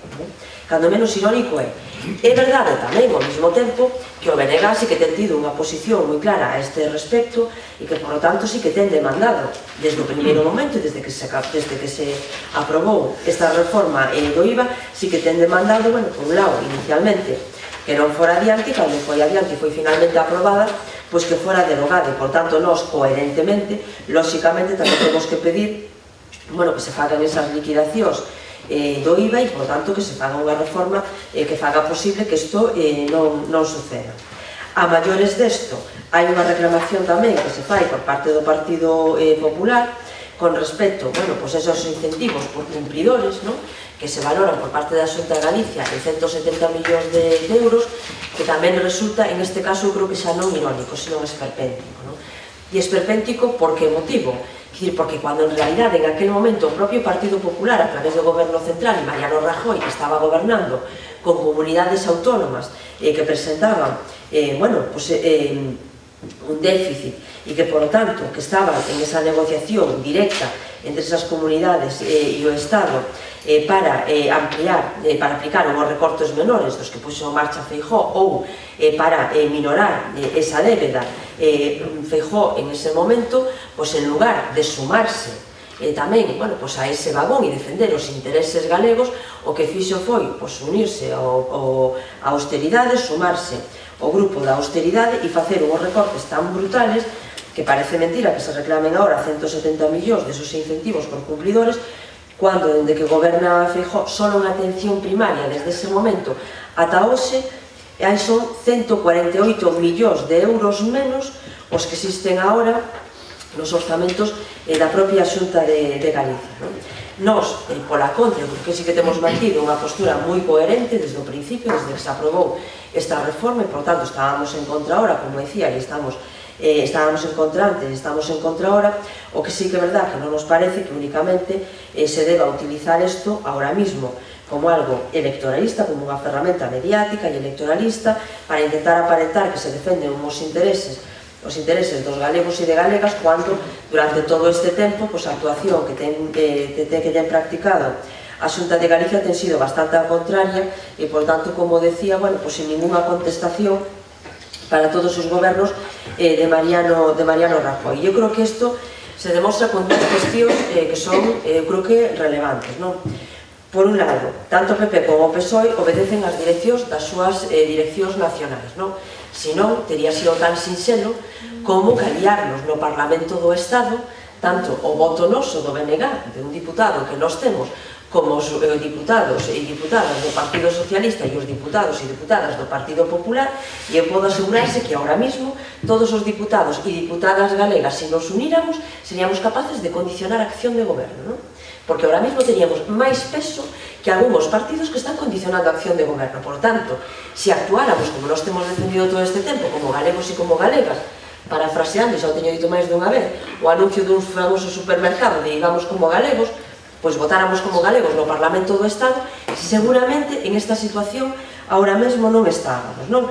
Porque antes era Montoro e agora Montero, pero estamos en unha situación similar, e por tanto temos na nosa man ahora mesmo, e desde logo a do BNG está atendida para facelo en cualquier momento, para facer piña común no Parlamento do Estado para facelo, non?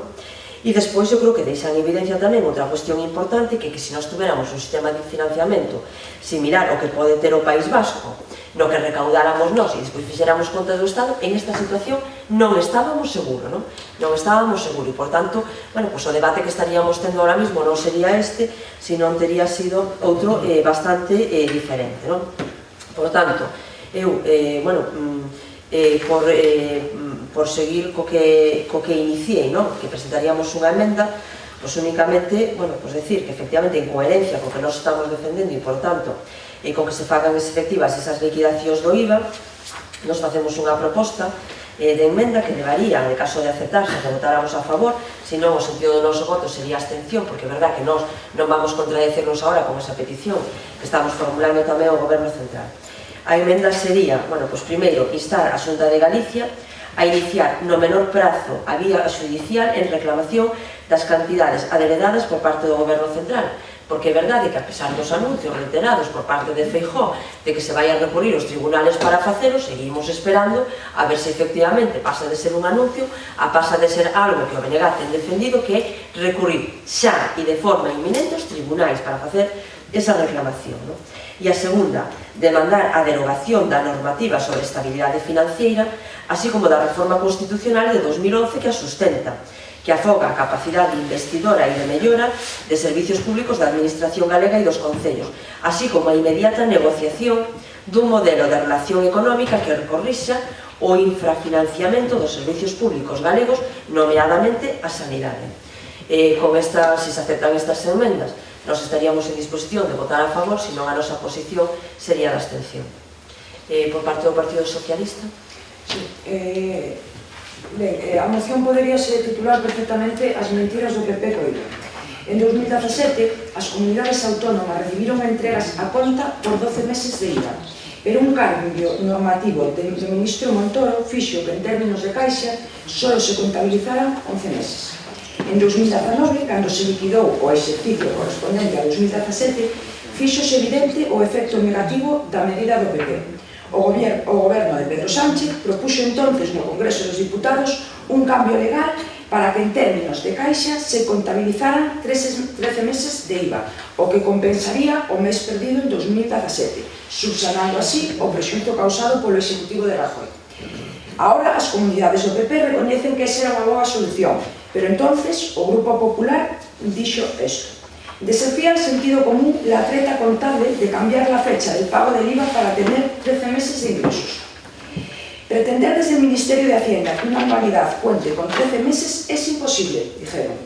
Sin embargo, en 2017 Montoro contabiliza efectos de caixa solo 11 meses e perxudicar as comunidades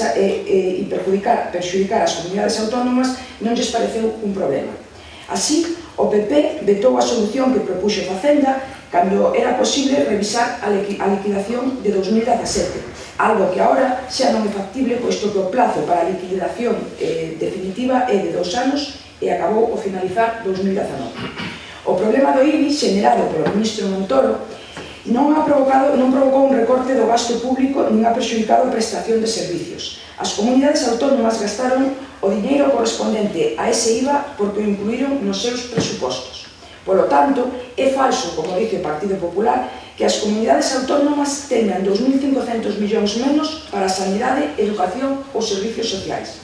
Os cartos do IVA xa se han gastado e introducíronse en maior déficit un probable incremento dos períodos medios de pago. Frente a esta situación, O Goberno busca de novo solucións. As medidas propostas polo Goberno van dirixidas a mitigar o efecto sobre o incremento do déficit e o plazo de pago a proveedores. Non se terá en conta o IVA de montoro gastado e non ingresado a hora de determinar o cumprimento ou non do déficit, o que implica que se descontando este efecto unha comunidade cumpre co obxectivo de déficit 0,3% para 2019, non estará obrigada a presentar o plan económico financiero ou poderá acollerse o Fondo de Facilidade Financiera e, ao mesmo tempo, podrá captar recursos no mercado. Establecese un extra FLA, Fondo de Liquidez Autonómico, a tipo 0% para que non queden facturas impagadas ou se retrasen os plazos de pago a proveedores.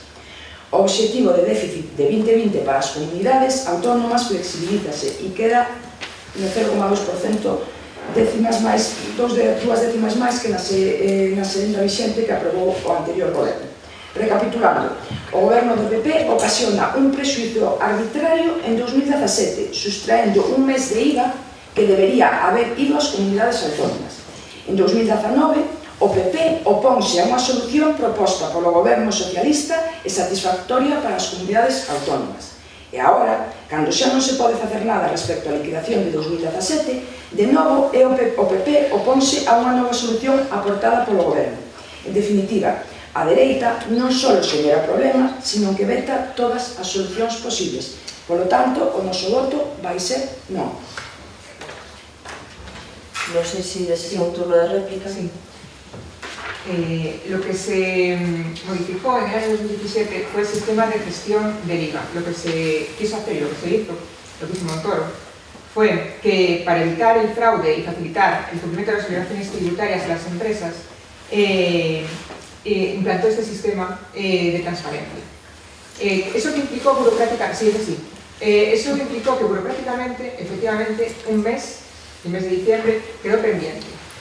¿Qué pasó en el siguiente? Hubo una moción de censura. Entonces, cuando lo quisimos reclamar, o sea, ya no era el Partido Popular el responsable de ese pago, sino que desde el año 2018 el responsable del pago es otra persona. Entonces, no podemos culpar al Montoro, no podemos culpar al PP, no podemos culpar a Rajoy de hacer las cosas bien y de que sean otros los que hagan las cosas mal. La ministra Montero se comprometió entonces a encontrar una solución a este problema burocrático, lo cual llevó a la Xunta de Galicia a incluir sus ingresos en el proyecto de orçamentos de 2019. Pero, después de esos 16 meses, la Comunidad Autónoma de Galicia sigue sin recibir los 200 millones. No es la única comunidad, No es la única comunidad porque son todas. Cataluña está a la espera de 443 millones, o Madrid, que está a la espera de 377. Sí que es cierto que ambas han optado por judicializar la reclamación y en Galicia decidió intentar llevarlo por las buenas. El IVA de los gallegos está todavía pendiente de que lo cobremos. Es IVA mío, de mis vecinos y de mi familia, y de la familia de todos nosotros. Y yo creo que es algo que es importante. Siguiendo la estela de la Ley 6/18 del 3 de julio de Presupuestos Generales del Estado para el año 2018, vigente hoy en día de las sucesivas prórrogas, en su disposición adicional número 151 regula la posibilidad de que el Gobierno de España pueda aprobar por el informe de la autoridad independiente incentivos a las administraciones territoriales en función del grado de cumplimiento. Que Galicia haya cumplido no es un defecto, porque para mí el cumplimiento no es un defecto ni en la comunidad autónoma ni en nadie. El problema y los defectos vienen cuando la gente no cumple. Ahí está el problema. Por eso, después de haber entrado aquí entre el Partido Popular, hemos decidido que si ustedes quieren incluir las dos propuestas a mayores de las que hay aquí, no va a haber ningún problema. Pero sustituir no los vamos a sustituir. No era sustituir. Pues entonces, adelante. Porque de hecho, personalmente, o sea, eso ya es una observación mía, y realmente estoy de acuerdo en judicializar esto. O sea, me parece una tomada de pelo. Y por las buenas me parece ya, o sea, que ya pasamos de buenos, ya somos demasiado buenos. Bueno, eu, por parte do Grupo Municipal do BNG, para ser moi breve tamén, pois eso, retirar, es decir, que nos o que falábamos era, bueno, pues de engadir a eso, non de sustituílas, e, por tanto, bueno, non somos ademais nada partidarios de facer sustitucións como en alguna outra administración, non?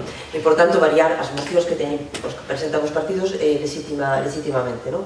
Pero sí que é verdad que, bueno, que non deixa de asombrarnos a capacidade do PP despois desta intervención para facelas e despois non pretender non ser responsables nunca de nada, non?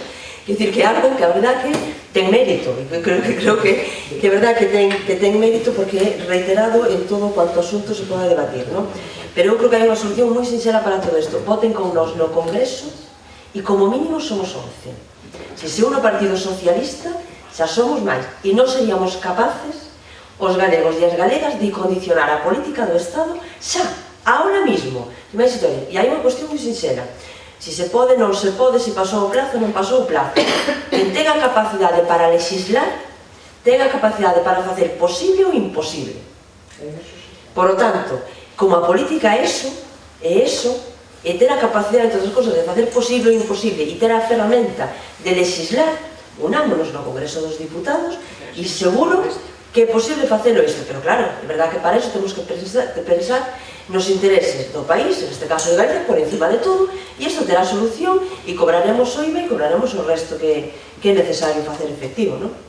Pero bueno, por a nosa parte, e sendo que efectivamente o que estou dicindo ahora é un brindis ao sol, porque non vai a ser posible, que eso se sí que a experiencia os ten acreditado, que por desgracia non é posible que teñamos así unha defensa común dos intereses de Galicia, o que sí que anunciamos é que efectivamente nos vamos a seguir reclamando esta débeda que queremos que debemos facer, e reclamación, eso sí, por favor, nos tribunales tamén, non?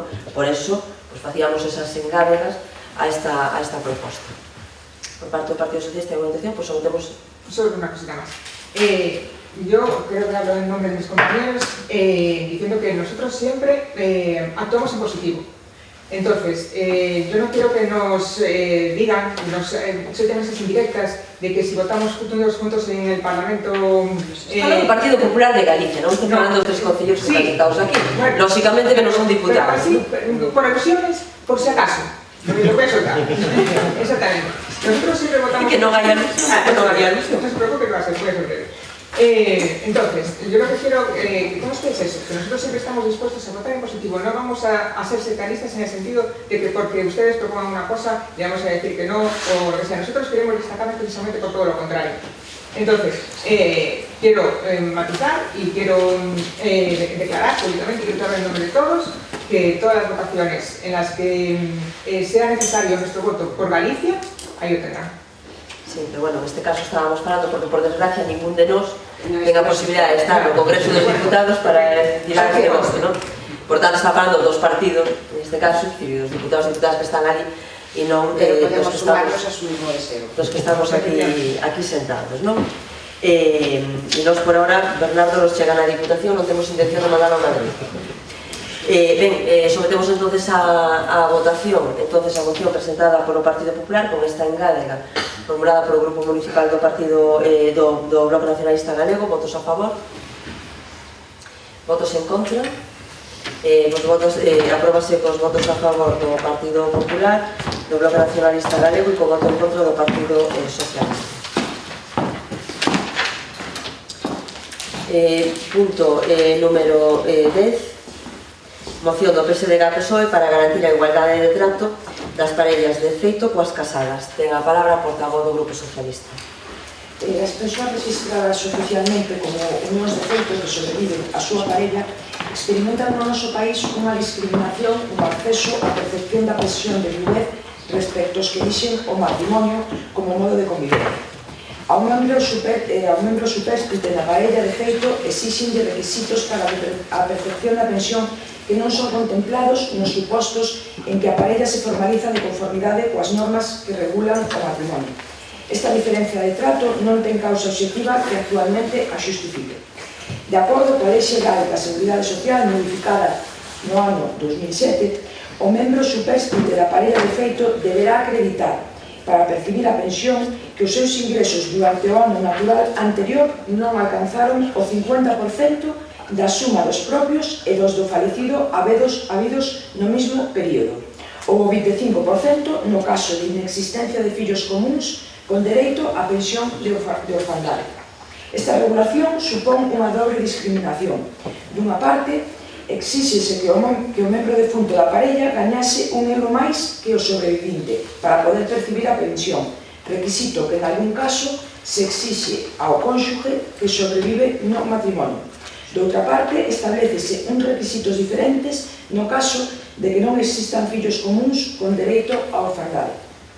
No caso de que non cumpran estes requisitos, só recoñecerase dereito á pensión de viuvez cando os ingresos do sobrevivinte resulten inferiores a 1,5 veces o importe do salario mínimo interprofesional. Con iso, a norma trataba de garantir a pensión nos supostos de necesidade económica, pero a finalidade da pensión non é garantir un mínimo vital, senón para remediar o dano que produce a familia a diminución de ingresos na familia por mor da morte do cónxuxe. A modificación de 2007, Lei 40/2007 de medidas en materia de seguridade social, establecía por primeira vez no ámbito normativo, no xurisprudencial conseguimos algúns reconhecementos con anterioridade, a posibilidade de cobrar a pensión de viuvez nos supostos de parellas de feito. Iso supuxo un importante avance en orde á consecución dos dereitos das parellas de feito e aparello ao recoñecemento desta realidade en ámbitos tan dispares como o tributario ou o penal. Pero a lei trataba de que se acreditase, ademais da convivencia efectiva, a dependencia económica do convivinte sobrevivinte nas porcentaxes mencionadas en función da existencia ou non de fillos comuns con dereito á pensión de orfandade. Ademais, a lei tampouco valoraba que a situación económica no momento do falecemento poida manterse como estable no tempo ou que esta situación sexa puramente circunstancial, como pode ser o caso de contratos de traballo temporais. Que se exixa unha certa dependencia económica dun dos membros da parella de feito para optar a unha pensión de viuvez é discriminatorio. Que só se teñan en conta os ingresos do convivente que sobrevive nun momento determinado o ano anterior ao falecemento é injusto. A realidade social que trataba de regular a norma cambiou sustancialmente, por iso a norma debe cambiar. Os fillos nados fora do matrimonio fosen do matrimonio son 46,8% segundo as últimas cifras recollidas en 2017, cando nos anos 90 estes non chegaban ao 10%. Estas cifras son manifestación da ruptura do modelo tradicional familiar, existindo unha realidade como son as unións de feito que debe ser considerado e regulado. Ademais, desde entón, recoñeceuse o acceso ao matrimonio a persoas do mesmo sexo e lográronse importantes, ainda que claramente insuficientes, avances en materia de igualdade. Non pode evitarse contemplar outro dato. No noso país o número de viúvas é moito máis superior que o de viúvos. Iso supón que, na práctica, a medida é unha norma que, unha vez máis, atenta contra a igualdade da muller no noso ordenamento xurídico. Por todo isto, proponemos desde o Grupo Municipal Socialista de Allariz para a súa aprobación polo Pleno os seguintes acordos. Primeiro, instar ao Goberno de España a promover a modificación da Lei Xeral da Seguridade Social e demais normas que resulten necesarias para garantir aos membros das parellas de feito o acceso a todas as prestacións ou pensións vinculadas a situacións de viuvez nas mesmas condicións que os cónxuxes nos matrimonios civis. Segundo, exixir a retroactividade destas modificacións para as familias afectadas por esta discriminación desde a entrada en vigor da Lei 40/2007 de 1 de xaneiro de 2008. Para fixar posicións por parte do Grupo Municipal do BNG. Estamos de acordo coa moción, o noso voto vai ser favorable, pero sí tamén pensamos que votamos en falta un regulamento un pouco máis profundo das parellas de feito. Pero, bueno, co tema que propomos na moción, estamos totalmente de acordo. Por parte do Partido Popular. En España é evidente que existen diferentes opcións para convivir en pareja de maneira oficial, el matrimonio religioso, civil e las parejas de hecho. Cada una de ellas tiene sus ventajas y sus inconvenientes. Es un tema que efectivamente hay que estudiar, ya que, por ejemplo, en el matrimonio, para que el cónyuge supérstite tenga derecho a cobrar una pensión de viudedad, también tiene que cumplir una serie de requisitos. Que el cónyuge fallecido se encuentre de alta en la seguridad social o situación asimilada de alta en la fecha de su fallecimiento y haya cotizado 500 días dentro de los 5 años anteriores a la defunción. Y si el fallecido no estaba de alta, se requiere un periodo de cotización de 15 años. No estamos desde luego en contra, ni muchísimo menos, de equiparar derechos, sino que a día de hoy el matrimonio es una cosa y la pareja de hecho es otra, y cada una se regula de manera diferente. Por lo tanto, si se elige una opción, se debe saber las consecuencias de la misma y elegirla según la conveniencia del particular. Por otro lado, no estamos en contra de la propuesta de realizar una ley de parejas de hecho. Pensamos que es muy necesaria, ya que es cierto que a día de hoy cada comunidad autónoma, aunque no todas, tiene su propia normativa, lo que puede generar injusticias, ya que dependiendo de dónde residas se te aplicará un criterio u otro. La pareja de hecho es una forma de convivencia absolutamente legal, como no podía ser de otra forma, y muy extendida en nuestra sociedad, con lo que aprobar una ley estatal que unifique criterios puede resultar muy persuasivo. En nuestro país es nuestro Código Civil el que se aplica en la mayoría de los territorios españoles, el que regula solamente el matrimonio, pero no las parejas de hecho. A día de hoy son 13 comunidades autónomas que han aprobado una ley sobre las parejas de hecho, entre ellas Andalucía, Cataluña, Canarias, Madrid y Valencia. El Tribunal Constitucional, en sentencia 40/2014 de 11 de marzo, declaró en cuanto a la pensión de viudedad de las parejas de hecho que era discriminatorio dejar al arbitrio de cada comunidad autónoma el reconocimiento del derecho a beneficiarse de la pensión de viudedad, ya que cada comunidad autónoma lo podía regular de una manera distinta y ante idénticas circunstancias, dependiendo de dónde residieses, podrías acceder a la pensión o no, dependiendo de la normativa autonómica. El gobierno del Partido Popular modificó la ley adaptándola a lo establecido por la sentencia y unificando criterio. Actualmente esta materia está regulada en el artículo 221 del Real Decreto Legislativo 8/2015 de 30 de octubre por el que se aprueba el texto refundido de la Ley General de la Seguridad Social.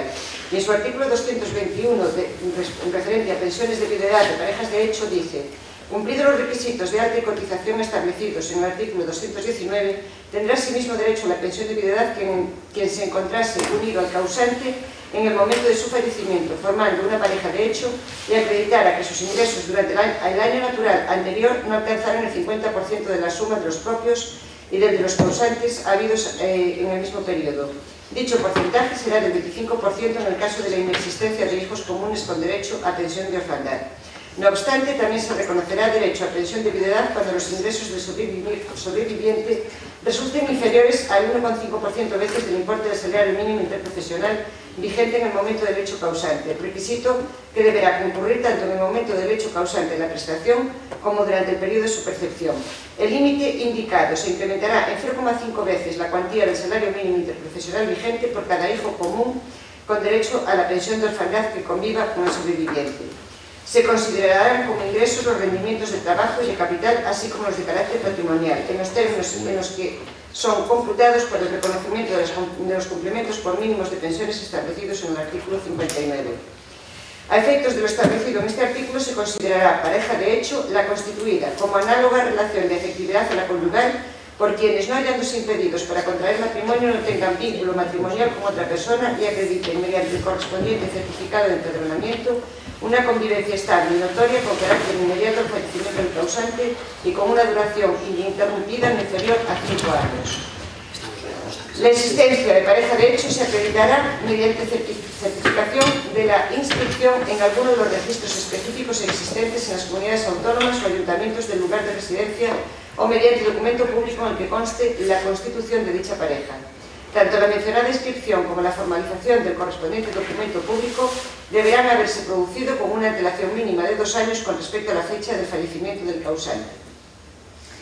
Así, y en estos términos, es tal y como estamos regulados en este momento. Y efectivamente es muy importante que haya de una vez por todas una ley estatal y que, por todo lo que acabo de explicar, no quedemos al arbitrio de que según los reglamentos de cada comunidad autónoma, dependiendo de dónde podamos residir, tengamos unos derechos distintos, unos españoles y españolas de otros españoles y españolas.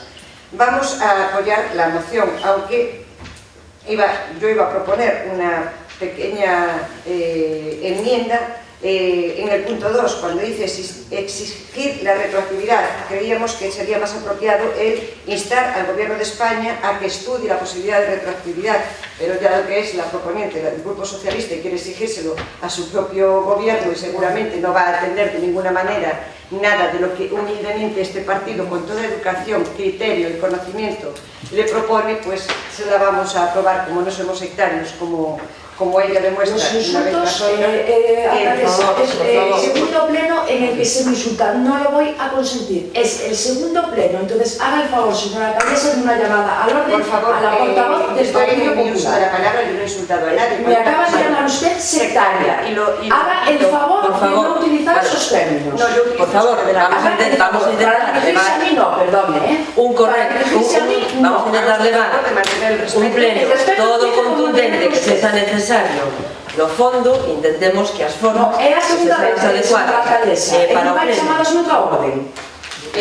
Insisto, como nosotros no somos sectarios, y cada uno que lo tome como quiera, porque aquí vemos reacciones esperpénticas, moción de atención y momento. Por favor, acabamos de decir que por favor ateñamos ao fondo ese fondo, e intentemos que as formas sexan as máis adecuadas posible para o discurrir que estaba tendo este pleno, que era un discurrir. Eu creo que, bueno, pues estoy en el uso de mi palabra, yo nunca he interrumpido a nadie. no, solo estoy diciendo que por aquí favor se nos ha llamado muchísimas cosas y nunca olvidaré la de filofascistas o no, que no sé qué nos llamó en el anterior, que no sé ni si sabrá lo que significa eso. Por favor, bueno, remate a seguramente mejor que usted porque soy licenciada en historia. Por favor, seguramente mejor que usted. por favor, Zaira, por favor. No voy a tolerar, remate a moción y por favor, señamos unhas formas adecuadas co pleno que está a discurrir, tal y como estaba discurrindo. Como nosotros no somos sectarios, vamos a apoyar la moción en los términos en los que la expresa la proponente, porque bueno, está instando al gobierno de España, que en este momento es un mismo partido, y entonces si lo quiere exigir, que se lo exige, ojalá salga adelante, porque eso es de lo que se trata.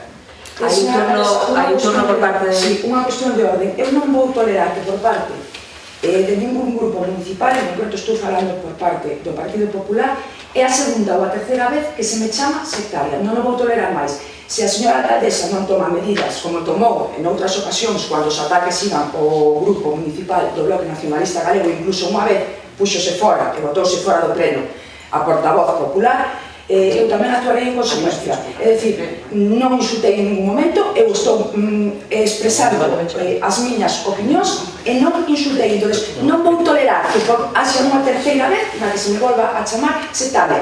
A señora portavoz do Partido Popular ten o seu criterio, eu teño o meu, e os compañeiros portavoces do Grupo Municipal da BNG terá o seu. En ningún momento insultei e non vou tolerar ningún ataque máis por parte da portavoz do Grupo Municipal Popular. Gracias.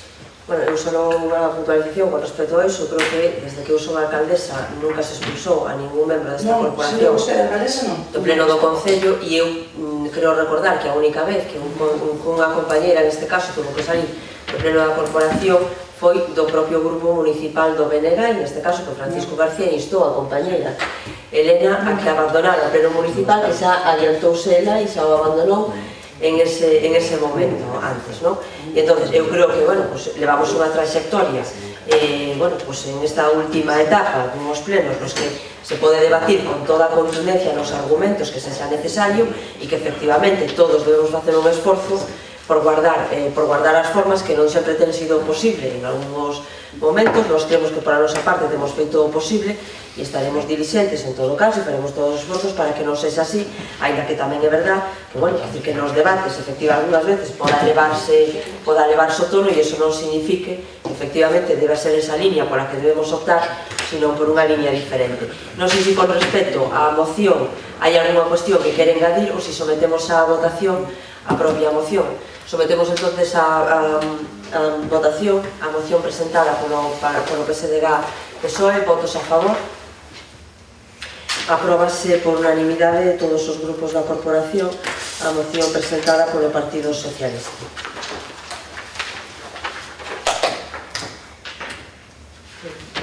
Vamos agora xa co último punto na orden do día, antes do apartado de rogos e preguntas.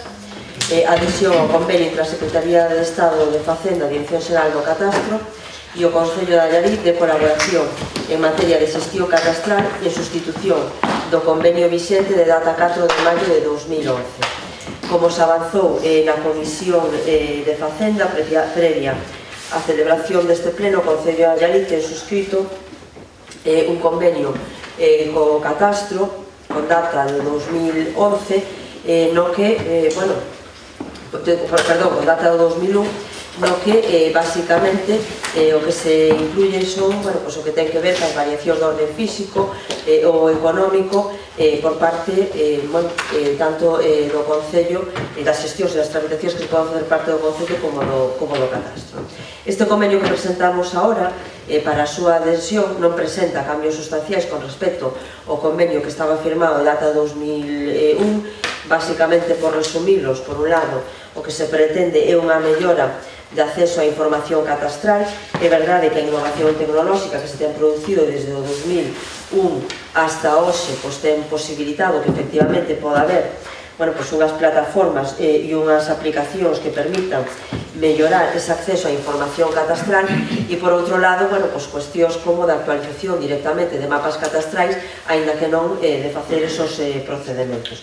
Por lo tanto, nós o que traemos é este convenio que se nos traslada dentro do propio catastro, da Dirección Xeral do Catastro, que excluye xa, e por lo tanto non aparece xa no convenio que se pasou aos grupos, o que ten que ver coa tramitación dos expedientes de alteracións xurídicas.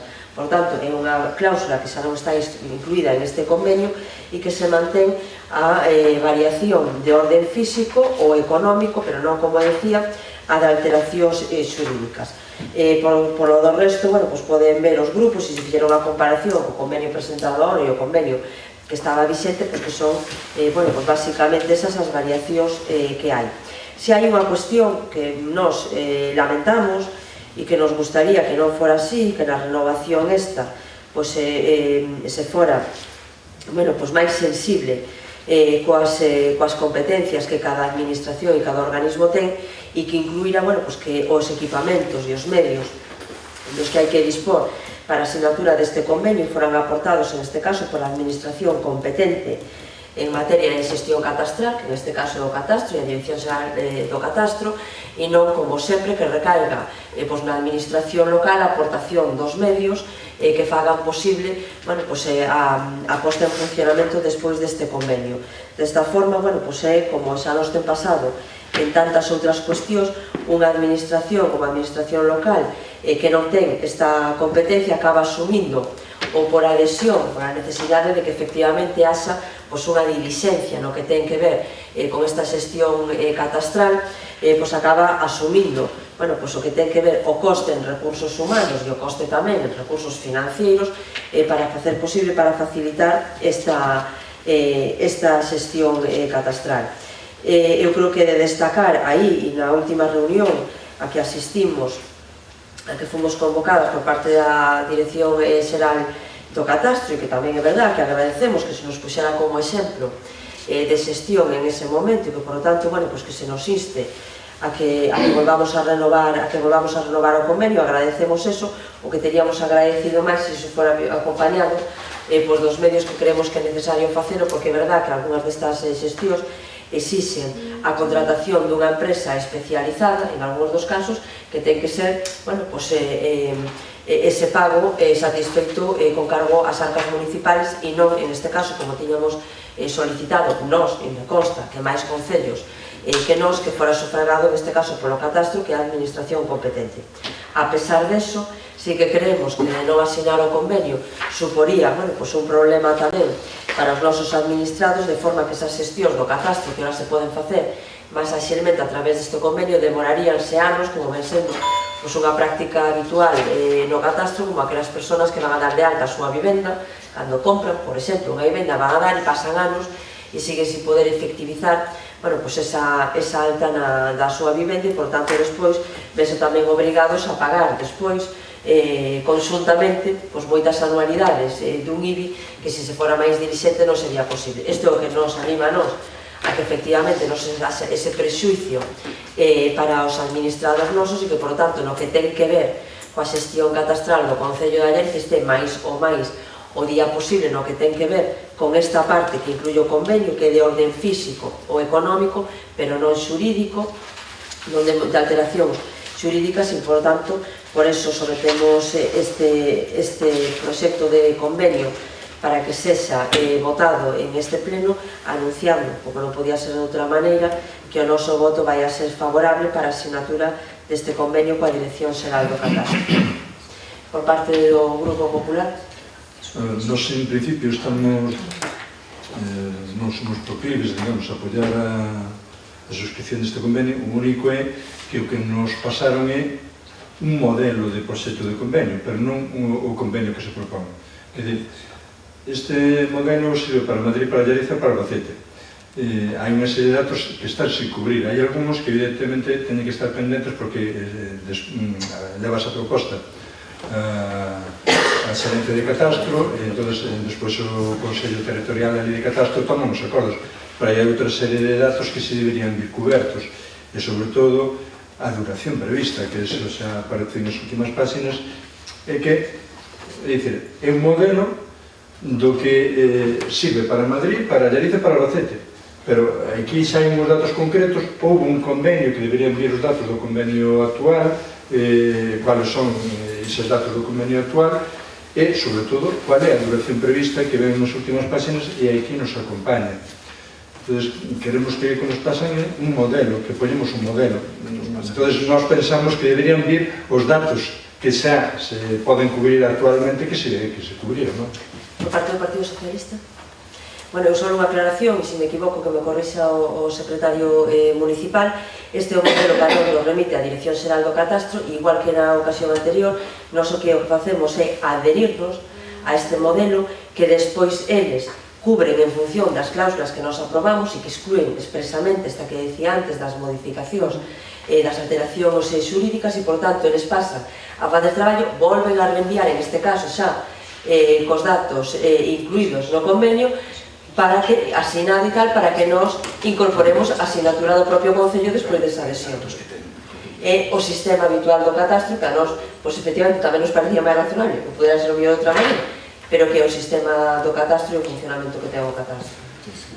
Teñenos que despois remitir as concrecións, pero sobre todo que o tema dos plazos, porque, bueno, non é o mesmo que sea un convenio indefinido que sea un convenio de 2 anos que é prorrogable, ou que sea un convenio de 10 anos prorrogable ou non.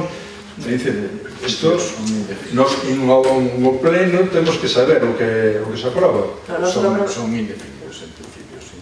Bueno, sí, nos facilitaron debería quedarse indicado aquí na proposta de convenio. Que está colgado na web da propia Dirección do Catastro, nos permitían explicar algunhas consideracións que eu xa comentei co catastro e xa se descartaron. O resto non nos permite absolutamente tocar nada, é unha adhesión a un convenio, sí. E o que si podemos é facilitar, unha vez que se aprobe a adhesión, pero é así, a adhesión. De feitos, comento que cando foi de Atrega nos permitimos aprobar o convenio e nos obligaron a rechazalo e adherirnos tal cual. É unha adhesión e os convenios se adhiere un ou non. Si, non esa parte, é dicir, o contenido en canto a todo o que hai que facer, si, teñen un modelo e eles queren que se faga con ese modelo, ademais. Pero aí despois son ese de datos concretos que son precisamente os que non están cobertos, que parece lógico, pero se cargan eles despois. Porque unha vez que o Concello se adhire é cando eles fan ese proceso, e que é verdad que podría ser a priori, pero non. Primeiro adhíreste e despois se desfan a transcripción xa con todos os datos que se os vede aí para enviarlo. Hai determinadas opcións que xa non están aí, pero xa recuramos e solamente facían referencia ás formas de colaboración na notificación dos valores catastrales, que é un tema costoso incluso e que se pode facer a través do sistema CIFER, que aí xa figura o sistema CIFER, que é un convenio da Federación Española de Municipios e Provincias con Correos, ou outros concellos que terán que probar por que o fan con medios propios e no caso de Allarixa figura aí, porque así está falado coa Dirección Xeral do Catastro, co sistema de CIFER, que nos estamos adheridos a ese sistema. E todo, ademais, non nos permite xa facer máis variacións. Esas son particularidades que xa se excluíron e están aí. En o prazo de vixencia non permite xa concretar con prazo de vixencia é igual que este o anterior, que era de 4 de maio de 2001, e tamén figuraba como indefinido, hasta que, en un momento determinado, o propio catastro propón unha sustitución, porque hai melloras técnicas, e aconsellan, como neste caso, que se sustituya un convenio por outro. E eles mesmos, e máis, incluso nos facilitan o modelo de acordo, pero para todos os concellos de España. É simplemente para que non haxa discrepancias no que se acorda. Entonces, no modelo de acordo xa nos indican que non se incluya expresamente a cláusula segunda, que nos aí nos permitimos excluíla, que a que fai referencia ás variacións de orden xurídico de parcelas, porque crea confusións entre os concellos e tal, e, por tanto, aconsellan xa directamente, cando remiten o modelo, que se excluya na aprobación esa cláusula, e todas as demais que se respeten tal cual. Non a redacta o convenio, non se redacta nas provincias, é redactado xa por Madrid, por a Secretaría Xeral, e simplemente se o colgan para que o descarguemos todos os concellos aí. Efectivamente, hai aspectos, hai párrafos que están completos, pero xa se encarga despois a Dirección Xeral do Catastro de cubrilos, ter en conta o convenio que actualmente temos, que é este que é o que está vixente, de 4 de maio de 2001, e o que sí se pode haber o compromiso é de remitilo aos grupos en cuanto nos se firme definitivamente o convenio que se aproba. Unha aclaración só, o feito de que este excluída a cláusula segunda significa que a cláusula segunda que figura aquí sería a terceira do orixinal.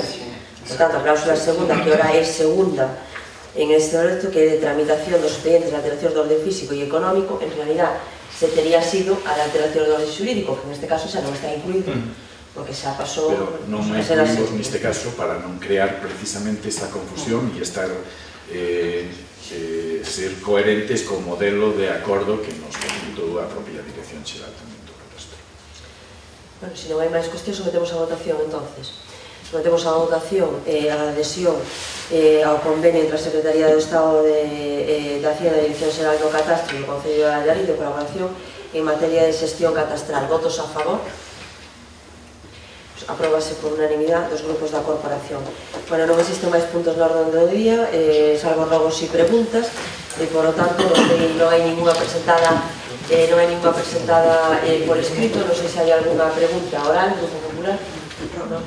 Por parte do Partido Socialista. Estamos en preguntas e despois un turno de rogos. En preguntas. A mecánica, primeiro turno. Estamos en rogos e preguntas. Vale, pois entón por parte do grupo vamos por orden de grupos, entonces Grupo Popular, preguntas non, rogos. Creo que foi no pleno de novembro que solicitáramos a inclusión a sede electrónica na página web, que se publicaran todas as ordenanzas, tanto fiscais como non fiscais. De momento só aparece unha publicación, un anuncio na parte destinada a transparencia. Hai un apartado que se titula Ordenanzas e Regulamentos, e aparece un anuncio de acordo de aprobación provisional dos expedientes de modificación de ordenanzas fiscais por 2020. Iso é todo o que aparece aí. Vamos, queremos que a palabra transparencia ten que significar algo máis, e que unha forma de que esa transparencia e que as ordenanzas todas que están vixentes neste momento que estén publicadas na página web. Pois sí, tomamos nota do rogo, en concreto a concelleira encargada da página web para que efectivamente faga así. En alguna delas terá que incluir un refundido para que non haxa confusión. No, que estén vixentes, por lo menos. Porque fiscais van ser renovando todos os anos, pero que estén vixentes. Aí, entre o secretario e a concelleira, que se querían dar un hueco para facer eso. Por parte do Partido Socialista? Sí, teño tres preguntas relacionadas con o mesmo tema, que se lle parece lle formulo conxuntamente. Por que motivo non está adherido ao Concello de Allariz o Plan Bioxen? Cal é o motivo polo que a mesa de coordinación está creada pero non convocada? E cal é o motivo do repunte dos casos de violencia de xénero no Concello que fai pouco saiu en prensa? Que medidas está a tomar o Concello?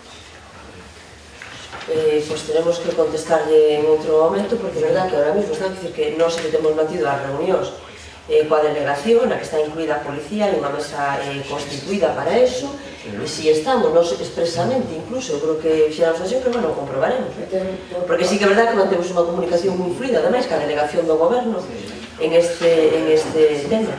Por parte da Xunta de Federación me confirman que a Yarín non está. Pues o revisaremos. Non que vale de Rodeles, pero a día de hoxe confirmaron que non está. Sí, pero, bueno, a pesar de eso, creo que nos estábamos facendo, bueno, que me falo en alto, non? Hai unha cuestión aí que ten que ver coa necesidade de ter adscrito prácticamente en exclusión policía local para o seguimento destes nos efectivos que temos de policía local desde pero a pesar deso, sí que nós estamos en colaboración coa Guardia Civil e costal para facer outra cosa que formalmente ou non figure, pero bueno, o miraremos, o volveremos a revisarlo, non? Pero que sí que estamos facendo traballo aí, ainda que é verdad que nós non temos a posibilidade de ter un policía en exclusiva para isto, non? Pero bueno, revisaremos, a ver, porque ahora mismo tampouco podo contestarlle a ciencia cierta como están. Non hai máis cuestións? A última era cal é o motivo dos repuntes dos casos de violencia de xénero no Concello que fai pouco saiu en prensa. Sí, a ver, o titular era un pouco alarmista e alarmante, porque o titular era da presentación das jornadas de igualdade. E, sin embargo, o titular que poñen é aumento, tal. Pois hai un repunte. A ver, hai do ano pasado a nestos momentos, temos 2 casos máis. Pasamos de 10 casos a 12 casos, que están en este momento activos. Eso non, a ver, nos contamos os casos non solamente con denuncia, tal, non. Casos nos que a técnica de igualdade está traballando, vale? Non quere decir que se houbera unha denuncia ou que houbera unha agresión ou que malos tratos físicos ou psicolóxicos, non. Casos potenciales, algúns deles, cos que a técnica de igualdade está traballando. En este momento estamos traballando con 12 casos. Vale. Unha cuestión, un apunte solo con respecto a isto que é importante que sepamos e que conozcamos, e daqui o grupo de alguna vez, cando falamos das mesas locales, a mesa local de seguridade, que sí que se fixo mención a isto, nós non temos posibilidade de ter acceso aos datos concretos das situacións que se dan, tanto como pode ser en este caso como de un atraco, por exemplo, ou cualquier outro tipo de delito que se poda cometer. Por lo tanto, o único acceso que hai e a única publicidade que hai sobre isto, que non ven por a nosa parte, sino por parte de outras instancias, é porcentual. Entonces, algunhas veces, eso sí que crea alguna distorsión no sentido de que o incremento pode ser un caso, ¿no? Pero que nós non temos a posibilidade de ter esos datos, entonces algunhas veces sí que se crea alguna distorsión cando eles mismos o que nos trasladaban que efectivamente non hai incremento, sí que hai en caso algunhas xestións que se poden incluir ou algúns traballos que se poden estar facendo que se poden incluir e porcentualmente figuran como un incremento, ainda que despois en realidad o que son números concretos, bueno, dos casos que nos conocemos e os conocemos eu creo que todos, e os que se está traballando e temos unha comunicación moi fluida, bueno, pues que a Guardia Civil tamén en este caso non era esa a situación, non? E é verdad que o traballar tamén con porcentaxes, unha persona pode variar con ano aumento e ano pasado e ano seguinte disminuya e ao final estamos falando mellor de que en números reais esa situación, non? Pero é verdad que non temos acceso a esa posibilidade de manexar así datos, non só porcentaxes. Vale, pois se non máis asuntos que tratar, levantamos a sesión ás 22:37 minutos.